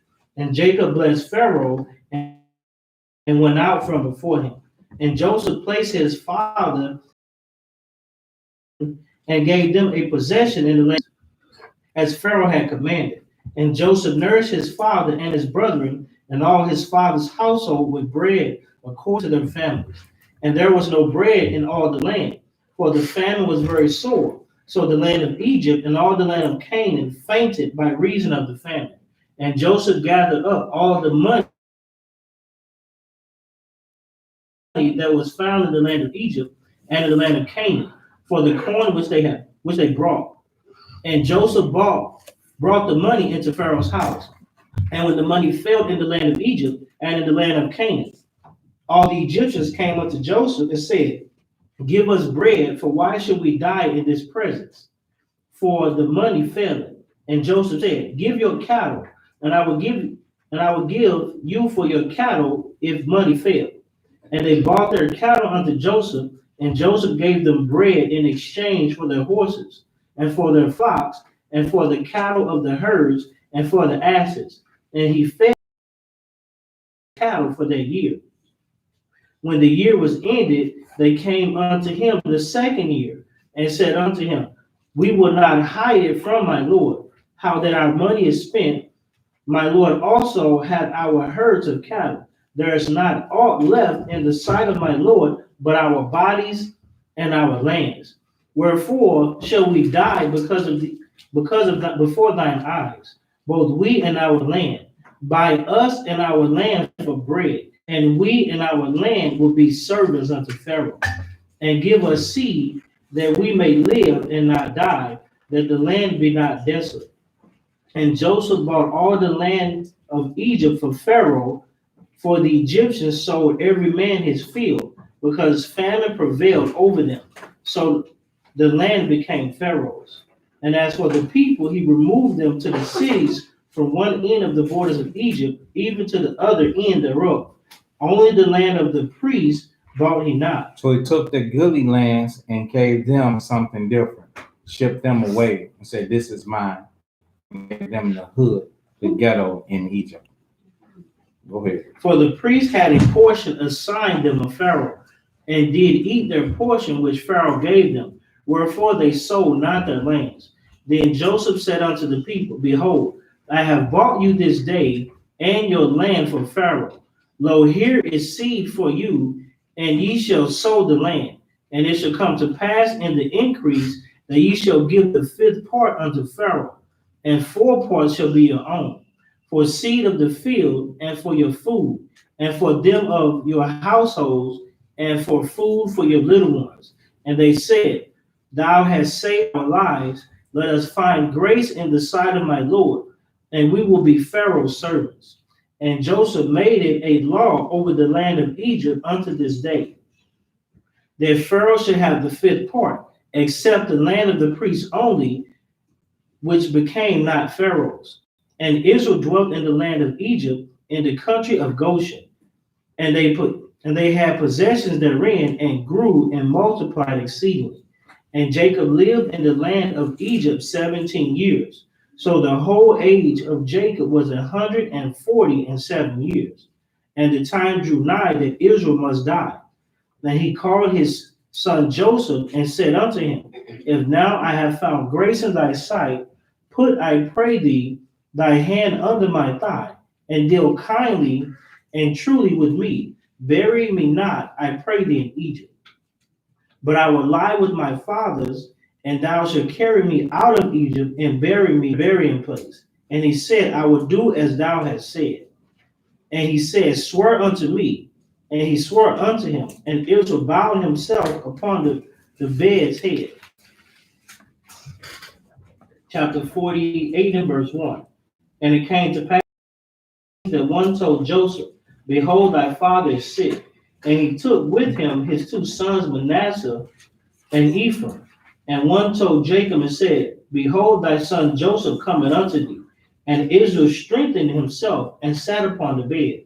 And Jacob said unto Joseph, God Almighty appeared unto me at Luz in the land of Canaan, and blessed me, and said unto me, Behold, I will make thee fruitful and multiply thee, and I will make of thee a multitude of people, and will give this land to thy seed after thee for an everlasting possession. And now thy two sons, Ephraim and Manasseh, which were born unto thee in the land of Egypt, before I came unto thee in Egypt, are mine. As Reuben and Simeon, they shall be mine. And thy issue, which thou begettest after them, shall be thine, and shall be called after the name of their brethren in their inheritance. And as for me, when I came to Padan, Rachel died by me in the land of Canaan in the way, when yet there was but a little way to come unto Ephraim. And I buried her there in the way of Ephraim, the same as Bethlehem. And Israel beheld Joseph's sons and said, Who are these? And Joseph said unto his father, These are my sons, whom God hath given me in this place. And he said, Bring them, I pray thee, unto me, and I will bless them. Now the eyes of Israel were dim for age, so that he could not see. And he brought them near unto him, and he kissed them and embraced them. And Israel said unto Joseph, I had not thought to see thy face, and lo, God had showed me also thy seed. And Joseph brought them out from between his knees, and he bowed himself unto his face, with his face to the earth. And Joseph took them both, and Ephraim in his right hand toward Israel's left hand, and Manasseh in his left hand toward Israel's right hand, and brought them near unto him. And Israel stretched out his right hand and laid it upon Ephraim's head, who was the younger, and his left hand upon Manasseh's head, guiding his hands wittingly, for Manasseh was the firstborn. And he blessed Joseph and said, God before whom my fathers Abraham and Isaac did walk, the God which fed me all my life long unto this day, named on them, and the name of my fathers Abraham and Isaac grow into a multitude in the midst of them. And when Joseph saw that his father had laid his right hand upon the head of Ephraim, it displeased him. And he held his father's hand to remove it from Ephraim's head to Manasseh's head. And Joseph said unto his father, Not so, my father, for this is the firstborn. Put thy right hand upon his head. And his father refused and said, I know it, my son, I know it. He also shall become a people, and he also shall be great. But truly his younger brother shall be greater than he, and his seed shall become a multitude of nations. And he blessed them that day, saying, in these shall Israel bless, saying, God make it thee as Ephraim and Manasseh. And he set Ephraim before Manasseh. And Israel said unto Joseph, behold, I die, but God shall be with you, and bring you again into the land of your fathers. Moreover, I have given to thee one portion above thy brethren, which I took out of the hand of the Amorite, with my sword and with my bow. Chapter 49 and verse 1. And Jacob called unto his sons and said, gather yourselves together, that I may tell you that which shall befall you in the last days. Gather yourselves together and hear, ye sons of Jacob, hearken unto Israel your father. Reuben, thou art my firstborn, my might, and the beginning of my strength, the excellency of dignity, and the excellency of power. Unstable as water, thou shalt not excel, because thou wentest up to thy brother's bed, then defilest thou it. Thy father's bed, then defilest thou it. He went up to my couch. Simeon and Levi are brethren. Instruments of cruelty are in their habitations. O my soul, came not thou into their secret, unto their assembly mine honor, be not thou united. For in their anger slew they a man, and in their self-will they dig down a wall. Cursed be their anger, for it was fierce, and their wrath, for it was cruel. I will divide them in Jacob and scatter them in Israel. Judah, thou art he whom thy brethren shall praise. Thy hand shall be in the neck of thine enemies. Thy father's children shall bow down before thee. So that's as a lion, and as an old lion, who the scepter shall depart from Judah, nor a lawgiver from between his feet, unto Shiloh come, and unto him shall the gathering of the people be, binding his foal unto the vine, and his ass's coat unto the choice vine. He washed his garments in wine, and his children and his clothes in the blood of grapes. Just we were talking about Yahweh Shah, how he would ride the mule and everything, and he would be drinking, and he would be known as a wine bibber. Okay, go This ahead. is a vision. Now he's speaking through the Spirit. He's talking about what's going to happen to Israel in the last days. Every tribe, he's giving a description on what's going to transpire with them. So Shiloh is Yahweh Shah. All right. Verse 12. His eyes shall be red with wine, and his teeth white with milk. Verse 12. His eyes shall be red with wine, and his teeth white with milk. Zebulun shall dwell at the haven of the sea, and he shall be for a haven of ships, and his border shall be unto Zidon. Issachar is a strong ass couching down between two burdens. And he saw that rest was good, and the land that it was pleasant, and bowed down his shoulder to bear, and became a servant unto tribute. Dan shall judge his people as one of the tribes of Israel. Dan shall be a serpent by the way, and adder in the path that biteth the horse's heels, so that his rider shall fall backward. I have waited for thy salvation, O Lord. Gad, a troop shall overcome him, but he shall overcome at the last. Out of Asher his bread shall be fat, and he shall yield royal dainties. Naphtali is a hind let loose. He giveth goodly words. Joseph is a fruitful bow, even a fruitful bow by a well, whose branches run over the wall. The archers have sorely grieved him, and shoot at him, and hated him. But his bow abode in strength, and the arms of his hands were made strong by the hands of the mighty God of Jacob. From thence is the shepherd, the stone of Israel. Even by the God of thy father, who shall help thee, and by the Almighty, who shall bless thee with blessings of heaven, blessings of the deep that lieth under, blessings of the breast and of the womb. Blessings of thy father have prevailed above his brothers. Benjamin shall raven as a wolf. In the morning he shall devour the prey, and at night he shall divide the spoil. All these are the 12 tribes of Israel, and this is that their father spake unto them, and buried Isaac. And when Jacob had made an end of commanding his sons, he gathered up his feet into the bed and yielded up the goats, and was gathered unto his people, the physicians to embalm his father. And the physicians embalmed Israel. And 40 days were fulfilled for him, for so are fulfilled the days of those which are the embalmed. And the Egyptians mourned for him 60 days. And when the days of his mourning were past, Joseph spake unto the house of Pharaoh, saying, If now I have found grace in your eyes, speak, I pray you, in the ears of Pharaoh, saying, My father made me swear, saying, Lo, I die in my grave which I have digged for me in the land of Canaan, there shalt thou bury me. Now there are elders of the land of Egypt, and all the house of Joseph, and little ones, and their flocks, and herds. And when, for they did unto thee evil, and now we pray thee, forgive the trespass of the servants of God thy father. And Joseph wept when they spake unto him.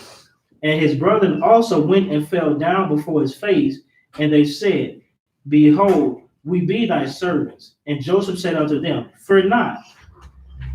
Now therefore fear not. I will nourish you and your little ones. And he comforted them and spake kindly unto them. And Joseph dwelt in Egypt, he and his father's house. And Joseph lived 110 years. And Joseph saw Ephraim's children of the third generation. The children also of Machir, the son of Manasseh, were brought up upon Joseph's knees. And Joseph said to his brethren, I died. And God will surely to Abraham, to Isaac, and to Jacob. And Joseph took an oath of the children of Israel, saying, God will surely visit you, and ye shall carry up my bones from thence. So Joseph died, being 110 years old, and they embalmed him, and he was put in a coffin in Egypt. All right.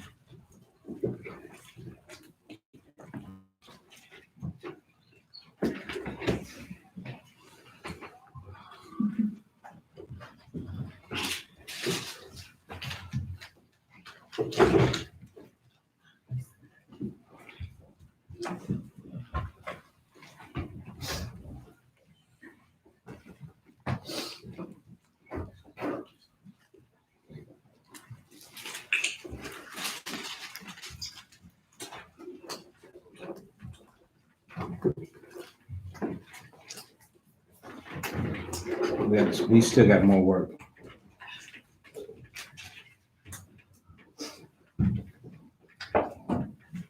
And that's it's gonna happen before Tuesday.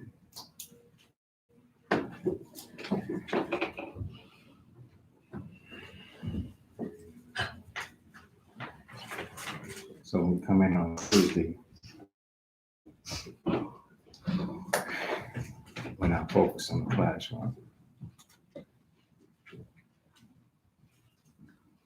We're trying to lift a cloud of smoke from the ground to the sky.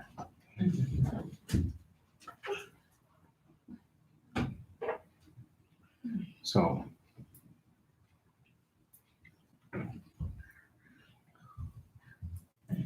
we'll still focus tomorrow and Sunday and Monday, tomorrow and Monday. Go ahead and start the communion. It won't get finished, but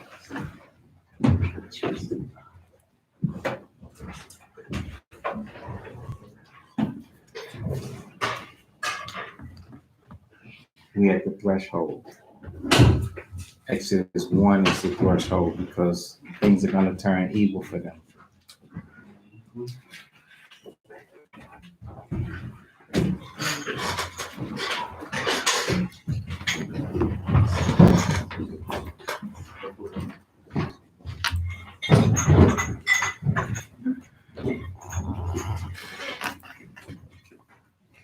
So we're going to do the communion now. We're going to close with, okay, thanks.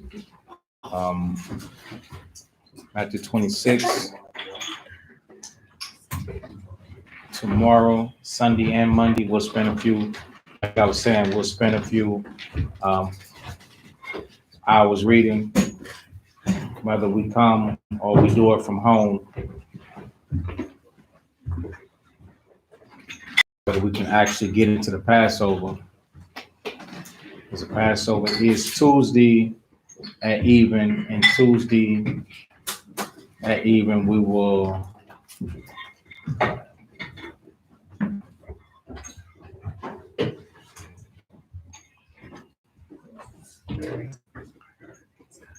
not be having class if we can get to what we need to.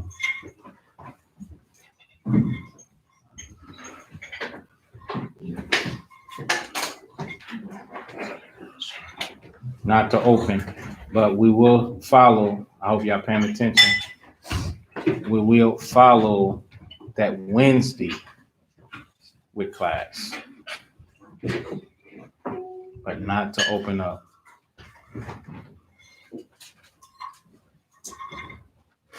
All right, so Matthew 26.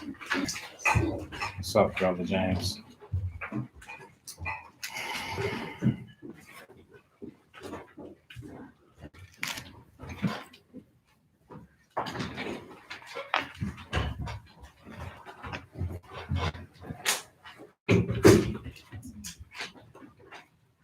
So about what time is it getting dark? 8:30. It's completely dark about 8:30. Yeah, go to 8, like 8:05, you got a piece, right? Wow. You probably look towards the east, the sunset it's still get out outside. At 8, Notice the earth be black. When you look up, you gotta look at that firmament that it still be light outside. It's kind of light. So when it's completely dark in the sky, it's just like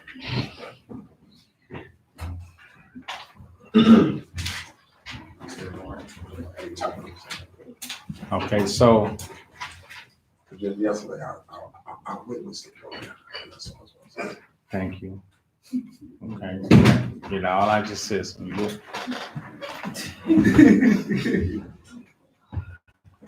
so I have responsibilities and things around here to help. And of course, you know, to be here earlier. But for the mass, just no later than 7:30. So Matthew chapter 26 and 6 says, now when Yahushua was in Bethany in the house of Simon the leper, there came up to him a woman having an alabaster box of very precious ointment and poured it on his head, as he said at meat. When his disciples saw it, they had indignation, saying, to what purpose is this waste? But this ointment might have been sold for much and given to the poor. When Yahushua understood it, he said unto them, why trouble you the woman? For she have brought to good work upon me. For you have the poor always with you, but me you have not always. For in death shall I pour this ointment on my body. She my burial. So this that this woman have done be told for a memorial of her. So all praises to the Most High for giving us to the Spirit to come forth, keep the commandments, and give Christ for his burial. So all praises to the Most High. The communion, 1 Corinthians 11 and 23.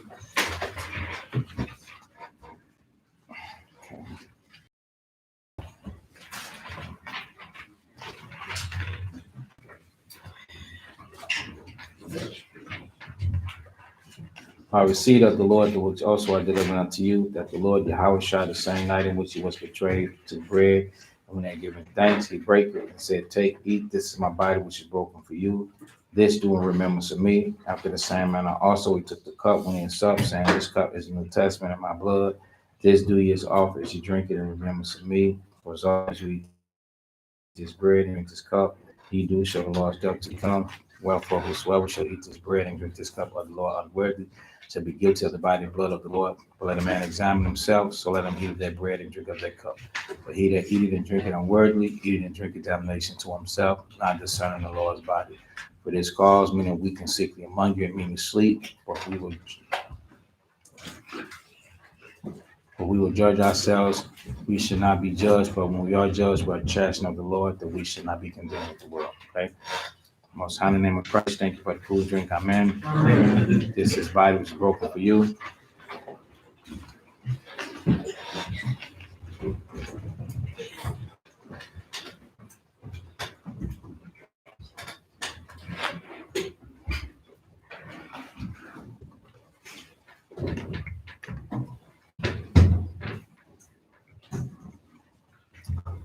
This is blood.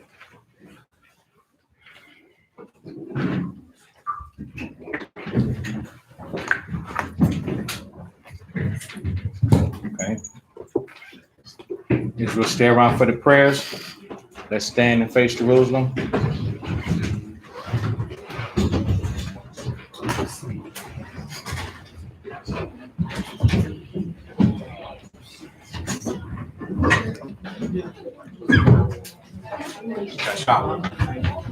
Let's go.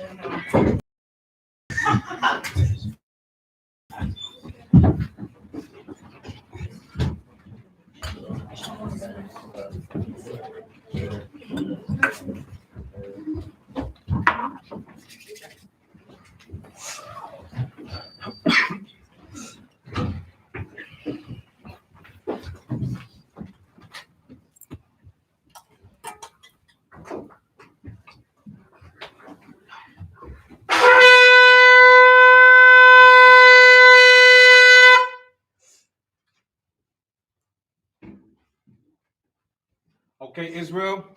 If every man was just like me, what kind of sanctuary would this be?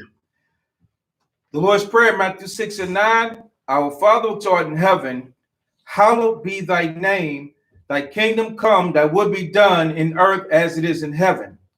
Give us this day our daily bread, and forgive us our debts as we forgive our debtors.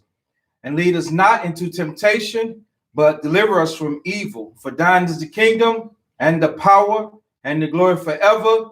In Christ's name we pray, amen. Amen. The laborer's prayer, Luke 10:2. Therefore said he unto them, the harvest truly is great, but the labors are few. Pray therefore the Lord of the harvest that he will send forth laborers into his harvest. Bless you, Most High, King of heaven and earth, and all things Most High, in the name of the Christ. Send more disciples and teachers to your harvest, to gather your people Israel, and send counsel behind your laws, to stand before thy people Israel. Give to us strength to break down all lies with thy word. In Christ's name we pray, amen. Amen. The blessing of Israel. Numbers chapter 6:24. Children of Israel, the Lord bless thee and keep thee. The Lord make his face shine upon thee and be gracious unto thee. The Lord lift up his countenance upon thee and give thee peace. And